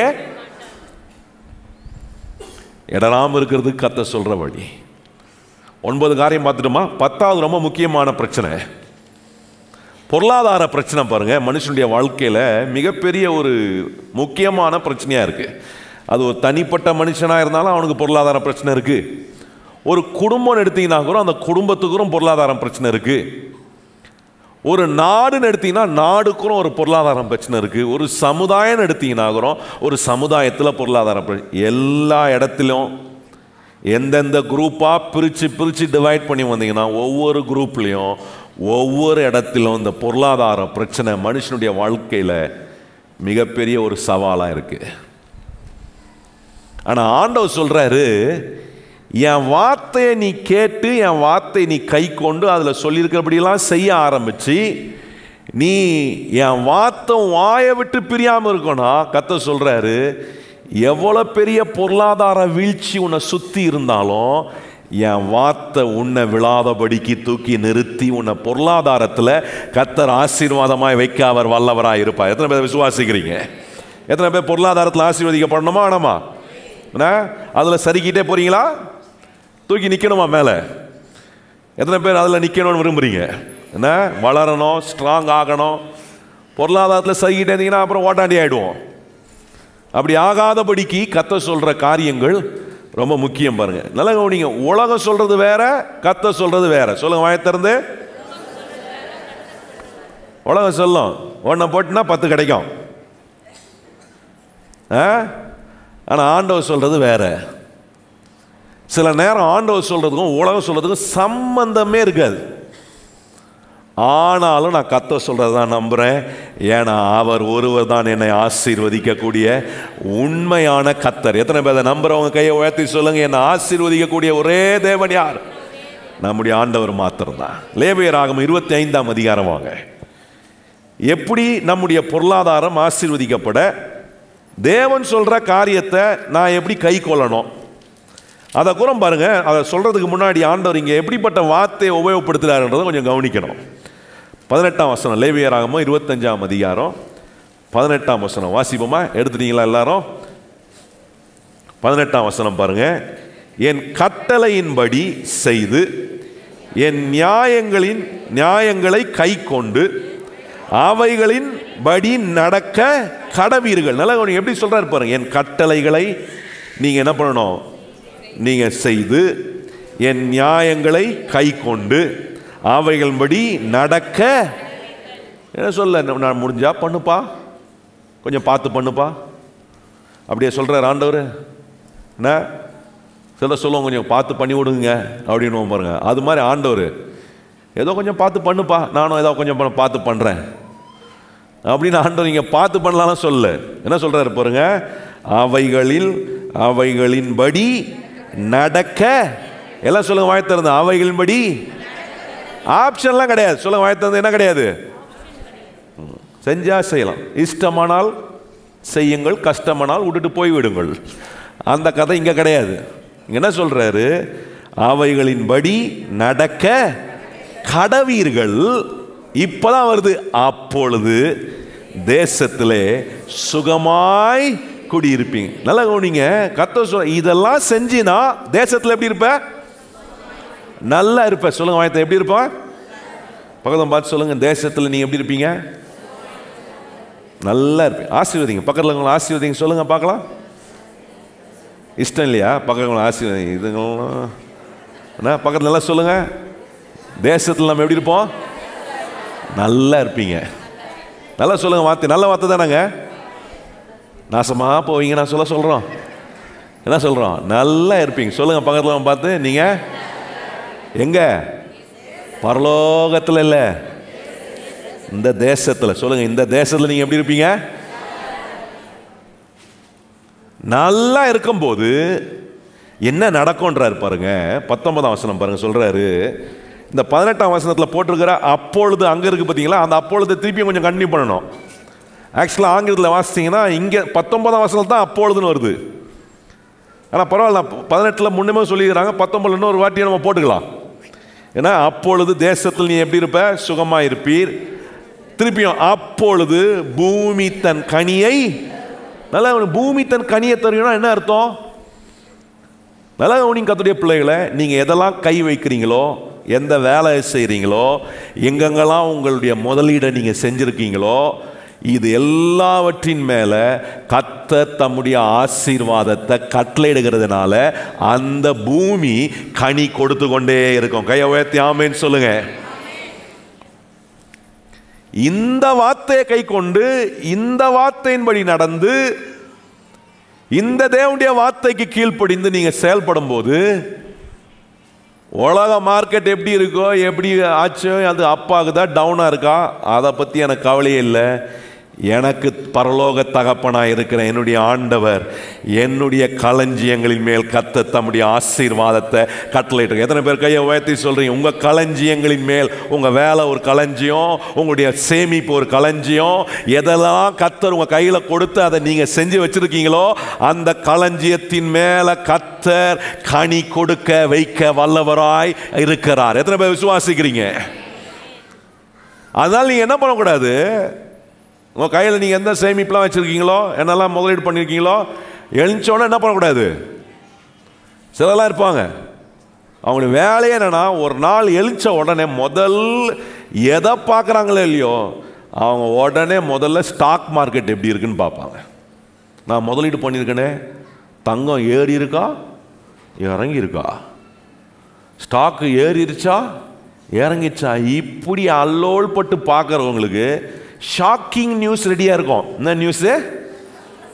ஆமாம், 10 லட்ச ரூபாய் போட்டிருப்பார் ஸ்டாக்கில். இன்னைக்கு வாஹா நம்ம தூங்கி எழுச்சோன்னே ஒரு 1 லட்சம் ஏறி இருக்கா அப்பா அப்படின்னு திறந்து பார்த்தா 2 லட்ச ரூபாய் மைனஸில் இருக்கும். இந்த மனுஷனுக்கு சந்தோஷம் வருமா? சந்தோஷம் பொங்குது. பாட்டு வருமா? வீட்டில் பார்க்குறவங்களெல்லாம் எரிஞ்சு வந்துட்டா, காசு இல்லாத நேரத்தில் காசு கேட்கறதுக்கு 2 லட்ச ரூபாய் நஷ்டம் ஆயிடுச்சு தெரியுமா உனக்கு அப்படின்னு வீட்டில் இருக்கவங்க மேலாம் எரிஞ்சு எரிஞ்சு விழுற நிலை. ஏன்னா அவருக்கு எது ரொம்ப முக்கியமாக இருக்குது, எந்த நியூஸ் ரொம்ப முக்கியமாக இருக்குது? மார்க்கெட்டில் உலகத்தில் இருக்கிற.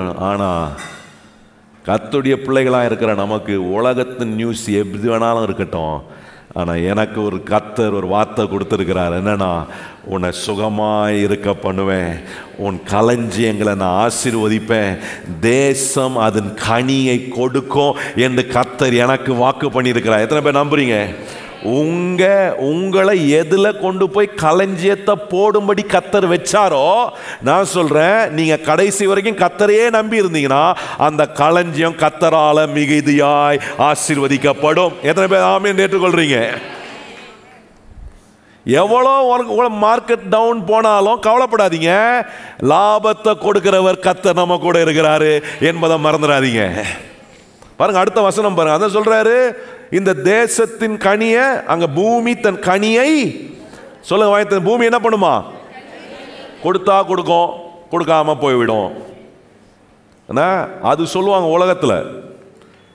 இந்த மியூச்சுவல் ஃபண்ட்லாம் போட்டிங்கன்னா என்ன சொல்லுவாங்க, டேர்ம்ஸ் அண்ட் கண்டிஷன் வாசிப்பான், வாசிப்பான். என்னன்னா அது என்னன்னா, ப்ராஃபிட் வரலாம் வராமலும் அதை உங்களுக்கு புரியாது. அது மாதிரி ஆண்டவர் இந்த தேசம் உனக்கு கனி கொடுத்தாலும் கொடுக்கலாம், கொடுக்காமலும் போ அப்படியே சொன்னாரு.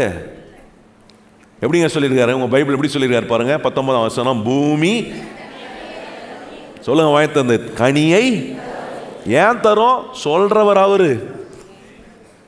சொல்றவர் யாரு? என்ன ஆசீர்வதிக்கிற கர்த்தர். அவர் தான் என்ன பண்றாரு? வேலைய செய்கிற கர்த்தராய் அவர் இருக்கிறதுனால, என் வேலை தண்ணீர் பாய்ச்சுறேன், விதைக்கிறேன், இதெல்லாம் நான் பண்ணிட்டேன். ஆனா வேலைய செய்கிறவரோ கர்த்தராய் இருக்கிறதுனால பூமி தன் கனியை கண்டிப்பாக எனக்கு தரும். கையை உயர்த்தி சொல்லுங்க, பூமி தன் கனியை எனக்கு கண்டிப்பா. எங்கெங்கெல்லாம் நான் கை வைக்கிறேனோ அங்கெல்லாம் கனி எனக்கு கர்த்தர் கொடுக்க வைப்பார். ஏன்னா அதை வேலைய செய்கிறவர் என்னோடு இருக்கிற கர்த்தராய் இருக்கிறதுனால. அதை மாத்திரமா சொன்னாரு. அடுத்த சொல்றாரு பாருங்க, என்ன சொல்றாரு? நீங்கள், நல்லா சொல்லுங்க, நீங்க திருப்தியாக சாப்பிட்டு. நிறைய பேர் திருப்தியா சாப்பிட்றதே இல்லை. திருப்தியாய் சாப்பிட்டு அந்த அதில் எப்படி இருப்பீங்க? நிறைய ஆளுங்க திருப்தியா சாப்பிட்றதே கிடையாது. இலைய தான் போட்டிருப்பான், இலைய போட்டு நல்ல இலைய கழுவி வச்சிருப்பான். எவ்வளோ போட வருவாங்க பாருங்க, போட வேணாம், போதாங்க போதும், வேணாம் வேணாம், இலையில ஒன்றுமே இல்லை, க்ளீன் ஆகுது இலை, கொஞ்சம் போட்டு, இல்லை இல்லை வேணாம் வேணாம் வேணாம் வேணாம், போதும் போதும் போதும் போதும். நம்ம ஊர்லேயே அது கெஞ்சி கெஞ்சி போடுவாங்க. நான் சொல்ல புரியுதா உங்களுக்கு? நம்ம ஊர்லேயே அது கொஞ்சம் ஏதோ வெக்கப்படுறாரு போல், ஏதோ கூச்சப்படுறாரு கொஞ்சம் அப்படின்ட்டு நைஸாக என்ன பண்ணுவாங்க, வேணாம் வேணாங்க போட்டு விட்டுருவாங்க. மேற்கத்தி நாட்டில் போயிட்டு இலையெல்லாம் கழுவி வச்சுட்டு, நல்ல ஃபாரின் நாட்டுக்கு போனீங்கன்னா அவங்க டு யூ வாண்ட் அப்படின்னு கேட்பாங்க. என்ன வேணுமா அப்படின்னு கேட்பான். நோ நோ நோ, ஏன்னா அப்படின்னா அவன் பாட்டு போயிடுவான், சாப்பிட்டு அவன் பாட்டு போயிடுவான். நீங்கள் கடைசி வரைக்கும் இலையை வலிச்சு நக்கிட்டு தான் வரணும். புரியுதா உங்களுக்கு? இங்கேயாவது கொஞ்சம் விசாரிச்சு ஏதாவது போடுவாங்க. இந்த மாதிரி நிறைய கிறிஸ்தவம் ஒன்றுமே வந்திருக்காது, தான் வாழ்க்கை இன்னும் இலையில ஒன்றுமே இருக்காது, ஆனால் போதும். ஆனால் கர்த்தர் சொல்கிறாரு, அப்படி இல்லை, உன் கையின் பிரயாசத்தை ஆசீர்வதிப்பேன், நீ அதை சாப்பிடுவ, நீ சாப்பிட்டு திருப்தியாய் சுகமாய் இருக்கக்கூடிய ஆசீர்வாதத்தை கர்த்தர் எப்படி கொடுக்குறாரு பாருங்க. அதை எப்படி செய்கிறாரு அதுதான் இங்கே ரொம்ப முக்கியம். அடுத்த வசனம் பாருங்க, ரொம்ப அருமையாக சொல்லியிருக்கு. இப்போ நம்ம ஆண்டோடைய பிரின்சிபலுக்கு வரணும். நான் சொன்ன பாருங்க, தேசம் கனி கொடுக்குது, சாப்பிட்டு திருப்தியாக இருந்து நான் எப்படி இருக்கிறேன், சுகமாக இருக்கிறேன். இந்த நிலை ஆண்டவர் சொல்கிற பிரின்சிபல் படி நடக்கணும். 20ஆம் வசனம் பாருங்க, அங்கே என்ன சொல்கிறாரு, 7ஆம் வருஷத்தில் எதை புசிப்போம், நாங்கள் விதைக்காமலும் விளைந்ததை சேர்க்காமலும் இருக்க வேண்டுமே என்று சொல்வார்கள். ஆனால் நான் 6ஆம் வருஷத்தில் உங்களுக்கு ஆசீர்வாதத்தை அனுக்கிரகம் பண்ணுவேன், அது உங்களுக்கு 3 வருஷத்தின் பலனை தரும். நல்லா கவனிங்க என்ன சொல்றாரு பாருங்க. இப்போ உங்க கேள்வி கேட்குறாங்க, எப்படி ஆண்டவர் 6 நாள் உலகத்தை உண்டாக்கிட்டு 7ஆவது நாள் அவர் ஓய்ந்திருந்தாரோ, அது போல 6 வருஷம் ஒரு நிலம் வேலை செஞ்ச பிறகு 7ஆவது வருஷம் நிலத்துக்கு என்ன கொடுங்கன்றாரு, ஓய்வை கொடுங்கன்னு ஆண்டவர் வச்சிருக்கிற முறைமை. இப்போ 7ஆவது வருஷம் ஓய்வு கொடுக்கணும்னா வேலை செய்கிறவங்க கேள்வி கேட்குறான், எப்படி 7ஆவது வருஷம் ஓய்வு கொடுத்துட்டா எங்கேருந்து நாங்கள் விதையை அறுக்கிறது, எங்கேருந்து விதை எங்களுக்கு வர்றது, நாங்கள் எப்படி சாப்பிட்றது, நடக்குமா, உயிரோடு இருக்க முடியுமா? இன்னைக்கு நிறைய நேரம் நம்முடைய வாழ்க்கையில் இப்படிப்பட்ட கேள்விகள்லாம் இருக்கலாம். எப்படி என் குடும்பத்தை நடத்த போகிறேன், எப்படி என் தேவைகள் சந்திக்கப்பட போகுது, என்ன நடக்கும், இப்படி ஒன்றும் செய்யாமல் இருந்து 7ஆவது வருஷம் ஒன்றும் செய்யாதுன்றாரு கர்த்தர். இதெல்லாம் நடக்கக்கூடிய காரியமா?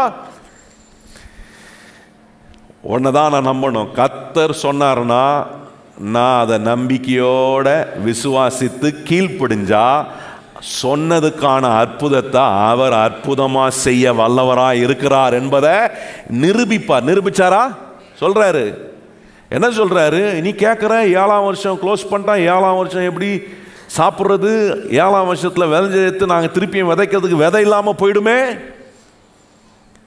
அப்போ ஆண்டவர் அங்கே அடுத்த 21ஆம் வருஷம் சொல்றாரு, 6ஆம் வருஷத்திலே அடுத்த நீ 1 வருஷத்துக்கு கவலைப்பட்ட.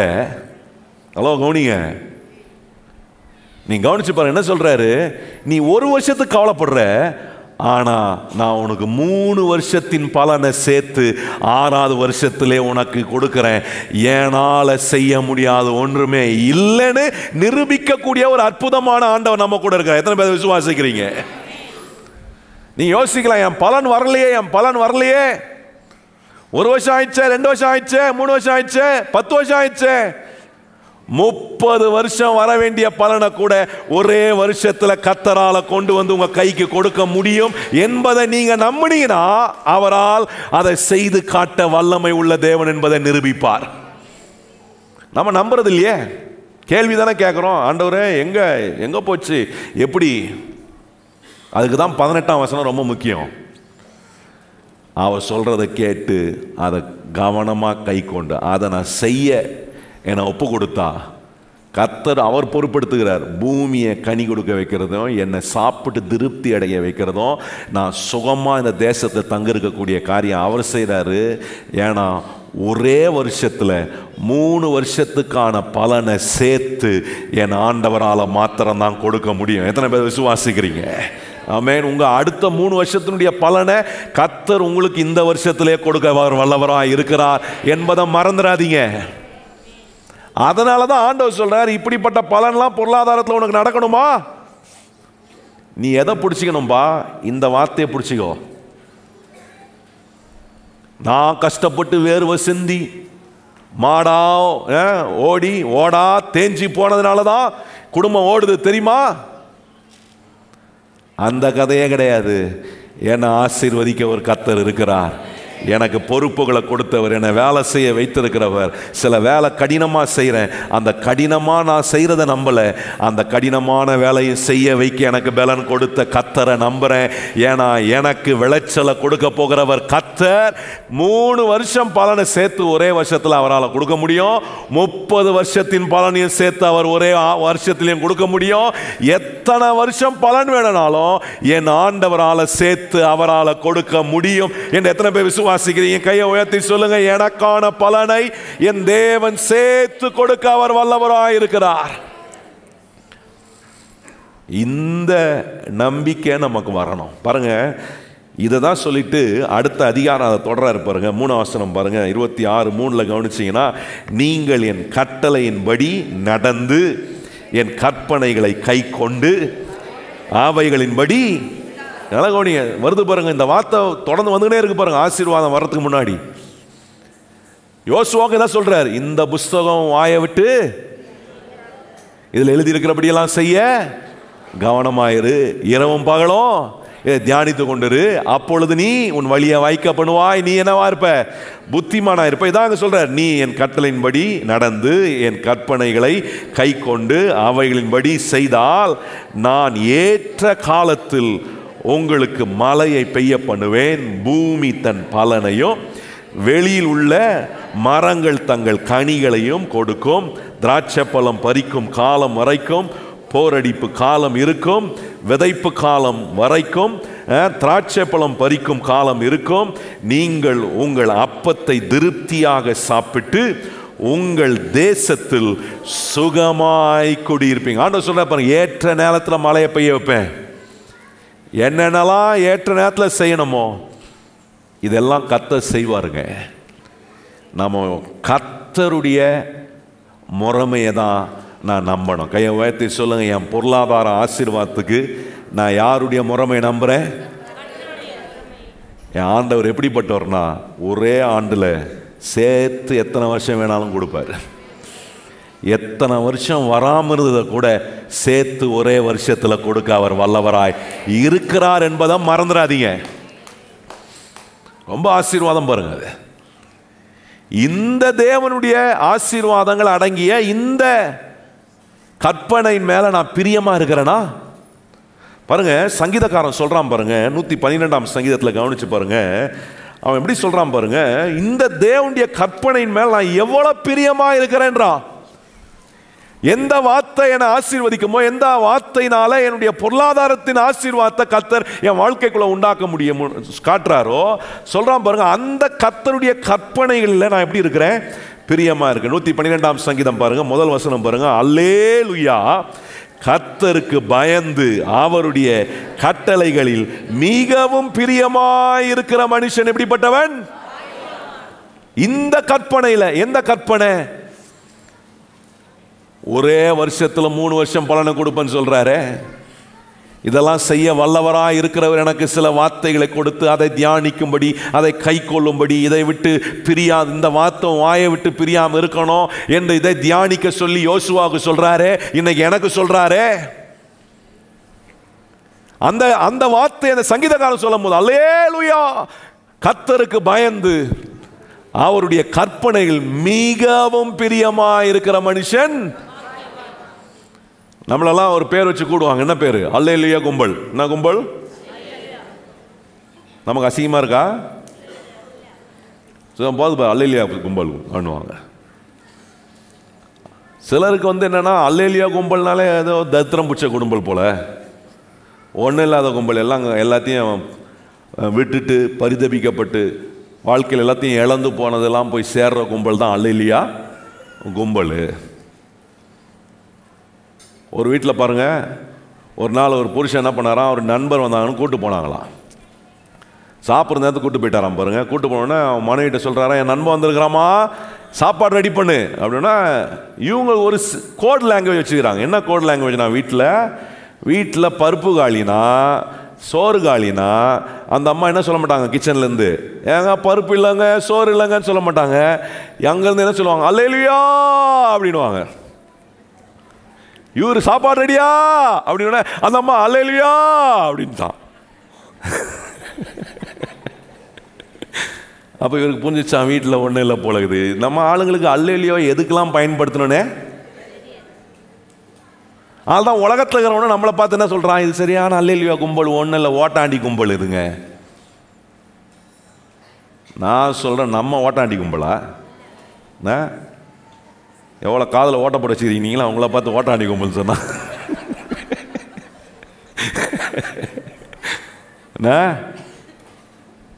சிலர் சொல்லுவாங்க அல்லேலூயா சொல்லுங்க, 3 அல்லேலூயா சொல்லுங்கன்னுவாங்க. உடனே எல்லாம் அல்லேலூயா அல்லேலூயா அல்லேலூயா தொண்டை கழிச்சு. ஏன் சொன்னீங்க? நீ சொன்னீங்க சொன்னோம் அப்படின்னுவாங்க.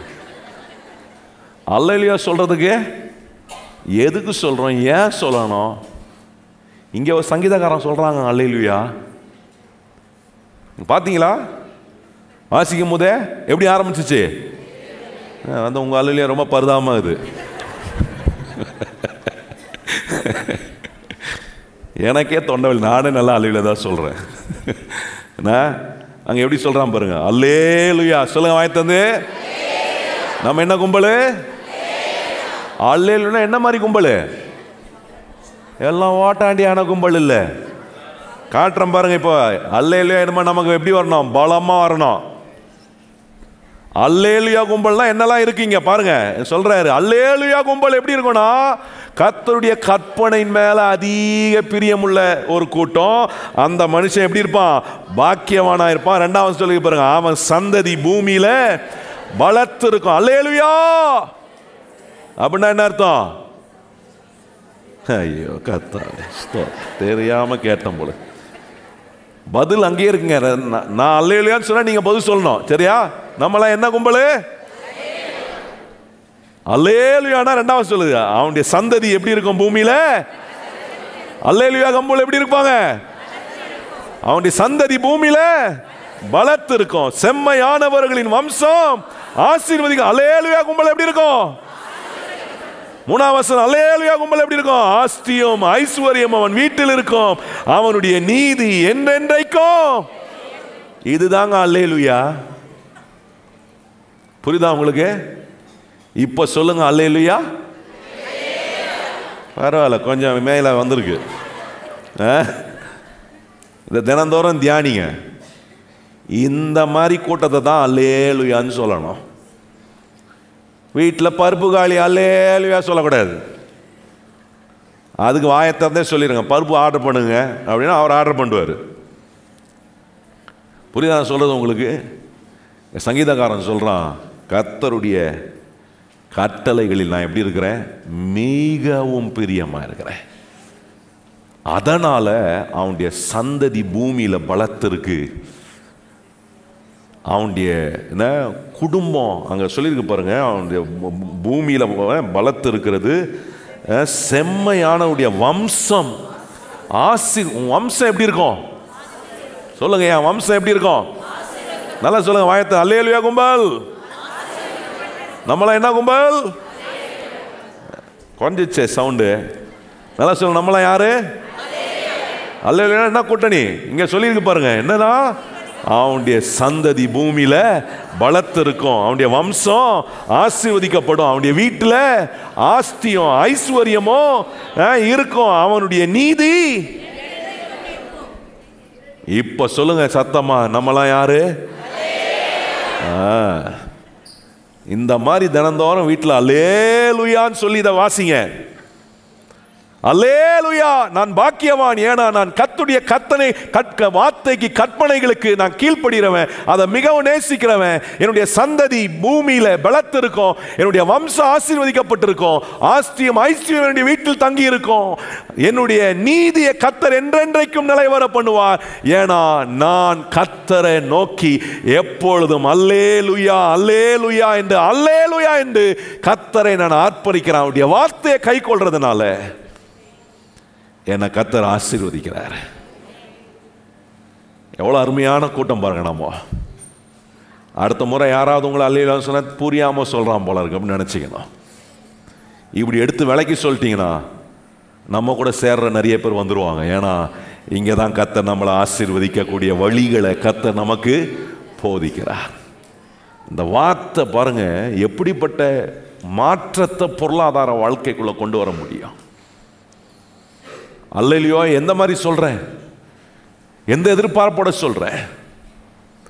11வது காரியம் பாருங்க, 119ஆம் சங்கீதம் வாங்க. இந்த 12 காரியத்தை இன்னைக்கு நான் உங்களுக்கு காண்பிக்கிறேன். இதுக்கு இந்த பிரச்சனையை, உங்க வாழ்க்கையில் வர பிரச்சனை இந்த 12 காரியத்துக்குள்ள தான் இருக்கும். இதை இப்படி தான் நீங்க இந்த தேவ வசனத்தின் மூலமாய் பதிலை கண்டுபிடிச்சி உங்க வாழ்க்கையில முன்னேறுவதற்கான வழியை உண்டாக்கினீங்கன்னா, அதுக்கு பிறகு நான் சொல்றேன், கர்த்தருடைய பிள்ளைகளை, வாழ்க்கையில எந்த பிரச்சனை வந்தாலும் நீங்க மறுபடியும் எங்க தான் வருவீங்க தெரியுமா? இந்த புஸ்தகத்துக்கிட்ட வந்து உங்க வாழ்க்கைக்கான எல்லா பிரச்சனைக்கான பதிலை கண்டுபிடித்து வெற்றிக்கு நேராக கர்த்தர் உங்களை நடத்துவார். 11, வாழ்க்கையில மனுஷனுக்கு இன்னொரு பிரச்சனைனா, சோதனையை ஜெயிக்க முடியாம விழுந்து போறான். சோதனை இல்லாத மனுஷன் யாரா இருக்கீங்களா? எனக்கு சோதனையே இல்லை பாஸ்டர் அப்படின்றவங்க அல்லேலூயா சொல்லுங்க. பரவாயில்ல, விவரமாயிட்டீங்க அல்லேலூயா சொல்றதுல. சோதனை இல்லாத மனுஷன், வீட்டுக்கு போனா சோதனை. இப்போ சர்வீஸ் முடிச்சுட்டு வீட்டுக்கு போவீங்க, என்ன சோதனை வரும் சொல்லுங்க? பரவாயில்ல, கரெக்டாக சொல்றீங்களே. சாப்பாடில் சோதனை வரும். வச்சிருப்பான் ரெடியா, வாயில வச்சிருப்பான் பிசாசு கொண்டு வந்து. எல்லா சனியனையும் எங்க வச்சிருப்பான்? வாயில வச்சு ரெடியா சண்டை போடுறதுக்கு வச்சிருப்பான், சோதிக்கும்படி. எனக்கு ஞாபகம் இருக்கு, சில நாட்கள் நான் வந்து இந்த வாலிப பசங்களுக்காக சில ஆலோசனைலாம் எடுத்த பல வருஷங்கள் முன்னாடி. அப்போ என்கிட்ட அடிக்கடி கேட்ட ஒரு காரியம் என்னன்னா, பாஸ்டர், நாங்கள் வந்து இந்த வாலிப வயதில் வர சோதனையை ஜெயிக்க முடியாமல் நாங்கள் விழுந்து போடுறோமே, சோதனையை ஜெயிக்கிறதுக்கு என்னதான் வழி? பைபிள் அதுக்கு ஏதாவது வழி இருக்கா? நான் சொன்னேன், பைபிள் இல்லாத வழி ஒன்றுமே கிடையாது. பாருங்க, 119ஆம் சங்கீதம் 11ஆம் வசனத்தை கவனிச்சு பாருங்க. சோதனையும் பாவத்தையும் ஜெயிக்கணுமா, என்ன செய்யணும்? ரொம்ப அற்புதமாக சொல்லியிருக்கு பாருங்க. 11ஆம் வசனம் வாசிப்போமா? நான் உமக்கு விரோதமாய் பாவம் செய்யாதபடிக்கு உமது வாக்கை என் இருதயத்தில் வைத்து. நல்ல கவனி, என்ன சொல்றார்? நான் உமக்கு விரோதமா பாவம் செய்யாம இருக்கணுமா? சோதனைக்குள்ள நான் அகப்படாம இருக்கணுமா?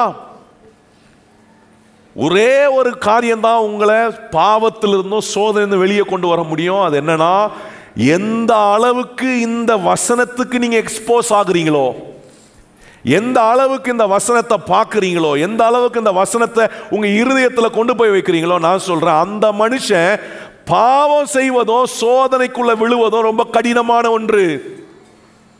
இந்த வசனம் இல்லாம, இந்த வார்த்தை உங்க வாயில இல்லாம இருப்பீங்கன்னா நீங்க இடறுவீங்க, நீங்க பாவத்துல விழுவீங்க, சோதனையில் அகப்படுவீங்க. எல்லா கண்ணிக்கும் உங்களை பிசாசு வலையில உங்களை மாட்ட வைக்காமனால முடியும். ஏன்னா இந்த வசனத்தை உம்முடைய வாக்கை என் இருதயத்தில் வைத்து வைத்தேன் என்று சொல்ற நிலை இல்லைன்னா கண்டிப்பா பாவத்திலும் சோதனையிலும் விழுவோம். அப்ப இன்னைக்கு நம்ம விழுகிற பாவத்திலிருந்து நம்ம வெளியே வரணுமா? விட முடியாத பாவங்கள், அடிமைத்தனங்கள், சில கெட்ட பழக்கங்களுக்கு அடிமை ஆயிட்டு அதை விட முடியாமல் தவிக்கிற உங்களுக்கு நான் சொல்றேன், கர்த்தருடைய பிள்ளைகளே, அந்த பிரச்சனையிலிருந்து நீங்க வெளியே வருவதற்கு ஒரே வழி, மறுபடியும் இந்த கர்த்தருடைய வார்த்தையை பாருங்க, மறுபடியும் இந்த வசனத்தை கேளுங்க, இந்த வார்த்தைக்கு உங்க இருதயத்துக்குள்ள கொஞ்சம் இடம் கொடுங்க. இது போக போக இந்த வசனம் எக்ஸ்போஸ் ஆக பாவம் உங்களுக்குள்ள இருப்பதுக்கு அதுக்கு இடமே இருக்காது. சோதனைக்குள்ள நீங்க அகப்படாதபடிக்கு சோதனையை தாண்டி ஜெயித்து, யோசேப்பு சோதனையை தாண்டாம பாருங்க, சோதனைக்குள் விழல. ஏன்னா அவனுக்கு தேவன் கொடுத்த தரிசனம், தேவன் அவனுக்கு கொடுத்த சொப்பனம், தேவன் அவனுக்கு கொடுத்த வார்த்தையை அதை தன் இருதயத்தில் அவன் வைத்ததினால சோதனை நடுவே கர்த்தருடைய வார்த்தையை பார்க்கிறான். அதான் சொல்றான், என்னை காண்கின்ற தேவனுக்கு முன்பாக இந்த பொல்லாங்கை நான் எப்படி செய்வேன் என்று சொல்லி அந்த இடத்தை விட்டு அவன் ஓடி போனான். காரணம், அவன் எதை பார்த்தான்? தன்னுடைய இருதயத்துக்குள் கர்த்தருடைய வார்த்தையை வைத்தானே, அந்த வார்த்தையை பார்க்கும் போது அவனால் பாவத்துக்கு இடம் கொடுக்க முடியவில்லை, அந்த வசனத்துக்கு இடம் கொடுக்கிறான். நல்ல கவனிங்கத்துடைய பிள்ளைகளே, இதே ஆசீர்வாதம் நமக்கு தேவன் வைத்திருக்கிறார், இதே நன்மையை கர்த்தர் நமக்கு வச்சிருக்கிறார். இப்படிப்பட்ட ஒரு அருமையான கர்த்தருடைய வார்த்தையை நம்ம கொடுத்து யோசுவாவுக்கு சொல்றாரு, இந்த வார்த்தை உன் வாயில் இருக்கட்டும்பா, இதில் எழுதியிருக்கபடியெல்லாம் செய்ய நீ என்னவாரு, கவனமாயிரு. கர்த்தர் சொல்றாரு, இந்த வார்த்தை இரவும் பகலும் நீ தியானி, நீ உன் வழியை வாய்க்க பண்ணுவ, நீ புத்திமானாய் இருப்ப. 12வது ஒன்று சொல்லி முடிக்கிறோம் பாருங்க. நீதிமொழிகள் 3ஆம் அதிகாரம் அங்கே 3ஆம் வசனத்தையும் 4ஆம் வசனத்தையும் 3-4 நீதிமொழிகள் 3-4 வாசிப்போமா? 12வது காரியம், 12வது பிரச்சனை, மனுஷனுடைய வாழ்க்கையில் வெற்றி அடைய முடியாமல் பிரச்சனையிலேயே உட்கார்ந்து பிரச்சனையிலே முட்டிட்டு இருப்பதுக்கு காரணம் தேவ தயவம் மனுஷ தயவம் ஒரு மனுஷனுக்கு இல்லைனா அவனால் வெற்றி அடையவே முடியாது. சொல்றாரு பாருங்க, கிருபையும் சத்தியமும் உன்னை விட்டு விலகாது இருப்பதாக நீ அவைகளை உன் கழுத்தில் பூண்டு அவைகளை உன் இருதயமாகிய பலகில் எழுதிக்கொள். அதனால் தேவனுடைய பார்வையிலும் மனுஷருடைய பார்வையிலும் தயையும் நற்புத்தியையும் பெறுவாய். நல்லா என்ன சொல்றாரு பாருங்க, இந்த வார்த்தையை நீ காத்து கொண்டு இந்த வார்த்தையை நீ பார்க்கக்கூடிய விதத்தில் உன் வாழ்க்கைக்கு முன்பாக வச்சு அதை தியானித்து அதை செய்ய நீ ஜாக்கிரதையா இருப்பனா, கர்த்தர் சொல்றாரு உனக்கு தயையும் உண்டு பண்றாரு, ஃபேவரையும் அண்டர்ஸ்டாண்டிங்கையும் கொடுக்குறாரா. ஜனங்கள் மத்தியில் தேவனுக்கு முன்பாகவும் மனுஷனுக்கு முன்பாக தயையும் நற்புத்தியையும் கர்த்தர் நம்ம கட்டளை எடுக்கிறார்.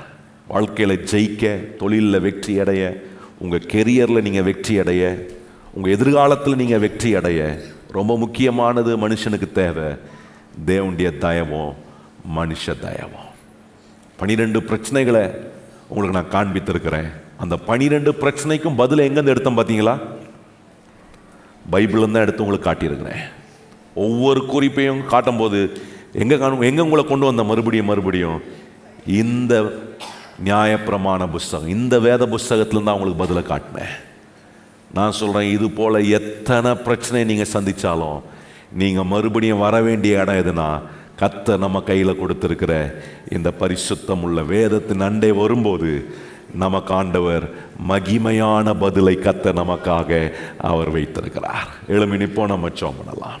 கர்த்தர் நம்ம கையில் கொடுத்துருக்கிற இந்த பரிசுத்தமுள்ள வேத புஸ்தகத்தை எப்படிப்பட்டதாய் நாம் பார்க்குறோம்? சும்மா நான் ஞாயிற்றுக்கிழமை சுமந்து வருகிற ஒரு புஸ்தகமா, அல்லது மற்றவங்க முன்பதாக நான் ஒரு கிறிஸ்தவன் சும்மா அடையாளம் காட்டுறதுக்கான புஸ்தகமா, அல்லது உண்மையான விதத்தில் கர்த்தர் என் மூலமாய் எனக்குள்ளே இருந்து அவர் செய்ய விரும்புகிற அனைத்து வெற்றிகளையும் அனுபவித்து உலகத்துக்கு தேவன் கொடுக்கிற வெற்றியை காண்பிக்கிற ஒரு உண்மையுள்ள சாட்சி உள்ள வாழ்க்கையை வாழ்கக்கூடிய விதத்துக்கு உபயோகரமான ஒரு புஸ்தகமாக இதை நான் உபயோகப்படுத்துகிறேனா?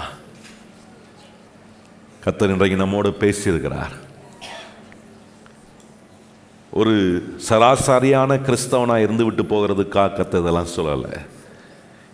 இந்த சமுதாயத்தில் மெய்யான ஒரு கிறிஸ்தவன் என்கிற அடையாளத்தோட ஆண்டவருக்கு மகிமையை கொண்டு வரக்கூடிய நிலையில் வாழ்வதற்கு கர்த்தர் நமக்கு சொன்ன இந்த வார்த்தைகளை எத்தனை பேர் கை உயர்த்தி அவனுடைய சமூகத்தில், ஆண்டவரே இது நீர் என்னோட பேசின வார்த்தைகள், வாழ்க்கையில் வருகிற எல்லா பிரச்சனைக்கும் பதில் உம்முடைய வசனத்தில் இருக்குது. சொல்லுங்கள் வாயை திறந்து, ஆண்டவரே இன்றைக்கி அங்கேயும் இங்கேயும் ஓடுறாங்க ஜனங்க, எங்கெங்கேயோ போகிறாங்க, ஆண்டவரே பதிலை அவங்க கையில் நீர் கொடுத்துருக்கிறீர்.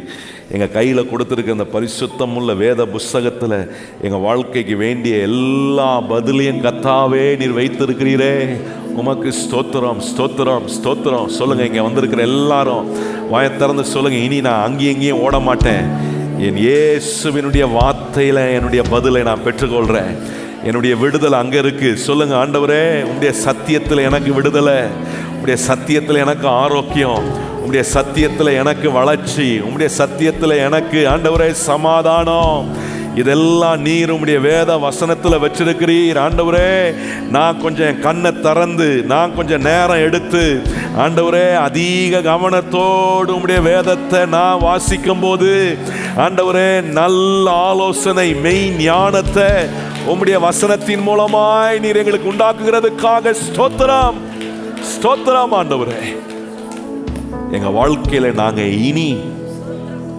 தவறான தீர்மானத்தை எடுக்காம எப்பொழுதும் நல்ல தீர்மானத்தை எடுக்க வைக்க எங்களுக்கு உதவியா இருக்கிற உம்முடைய வசனத்துக்காக ஸ்தோத்திரம், ஸ்தோத்திரம், ஸ்தோத்திரம். என்ன பிரச்சனை, என்ன தேவைகள், என்ன ஆண்டவரே சூழ்நிலை ஆனாலும் நீர் உம்முடைய பிள்ளைகளுக்கு உம்முடைய வேதத்தில் வைத்திருக்கிற பதிலை அவர்கள் அனுபவிக்க, அதை எடுத்து தங்களுடைய வாழ்க்கையில அதை அவங்க அப்ளை பண்ண இன்னைக்கு நீர் எங்க எல்லாருக்கும் கற்றுக் கொடுத்திருக்கிறீர். கேட்டதை நாங்க கேட்ட நிலையிலேயே நிறுத்தி விடாம, கேட்டதை எங்க வாழ்க்கையில நாங்க உபயோகரமான விதத்தில் உபயோகப்படுத்த ஆவியானவரே எங்களுக்கு நீர் கிருபை செய்யும். போகிற எல்லா இடங்களிலும் உம்முடைய பிள்ளைகள் வெற்றி மேல் வெற்றி அடைய கேட்ட அந்த வசனங்கள் எல்லாம் தங்க வாழ்க்கையில உபயோகப்படுத்தட்டும். வெற்றி மேல் வெற்றி காண கர்த்தர் கிருபை செய்யும். உம்முடைய கிருபை சூழ்ந்து எங்களை அற்புதமாய் நடத்தட்டும். உம்முடைய பிள்ளைகள் படைக்கிற காணிக்க தசம பாகம் எல்லாவற்றையும் ஏற்றுக்கொள்ளும். நிறைவான நன்மையினால தொடர்ந்து எங்களை திருப்தியாய் வழி நடத்தி செல்லும்.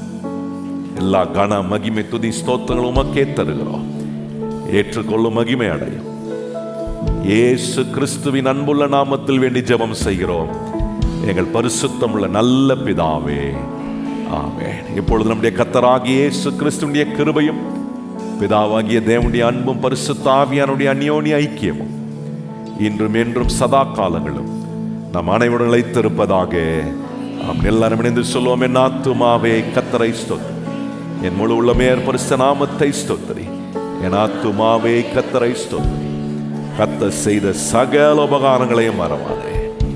ஆமென்.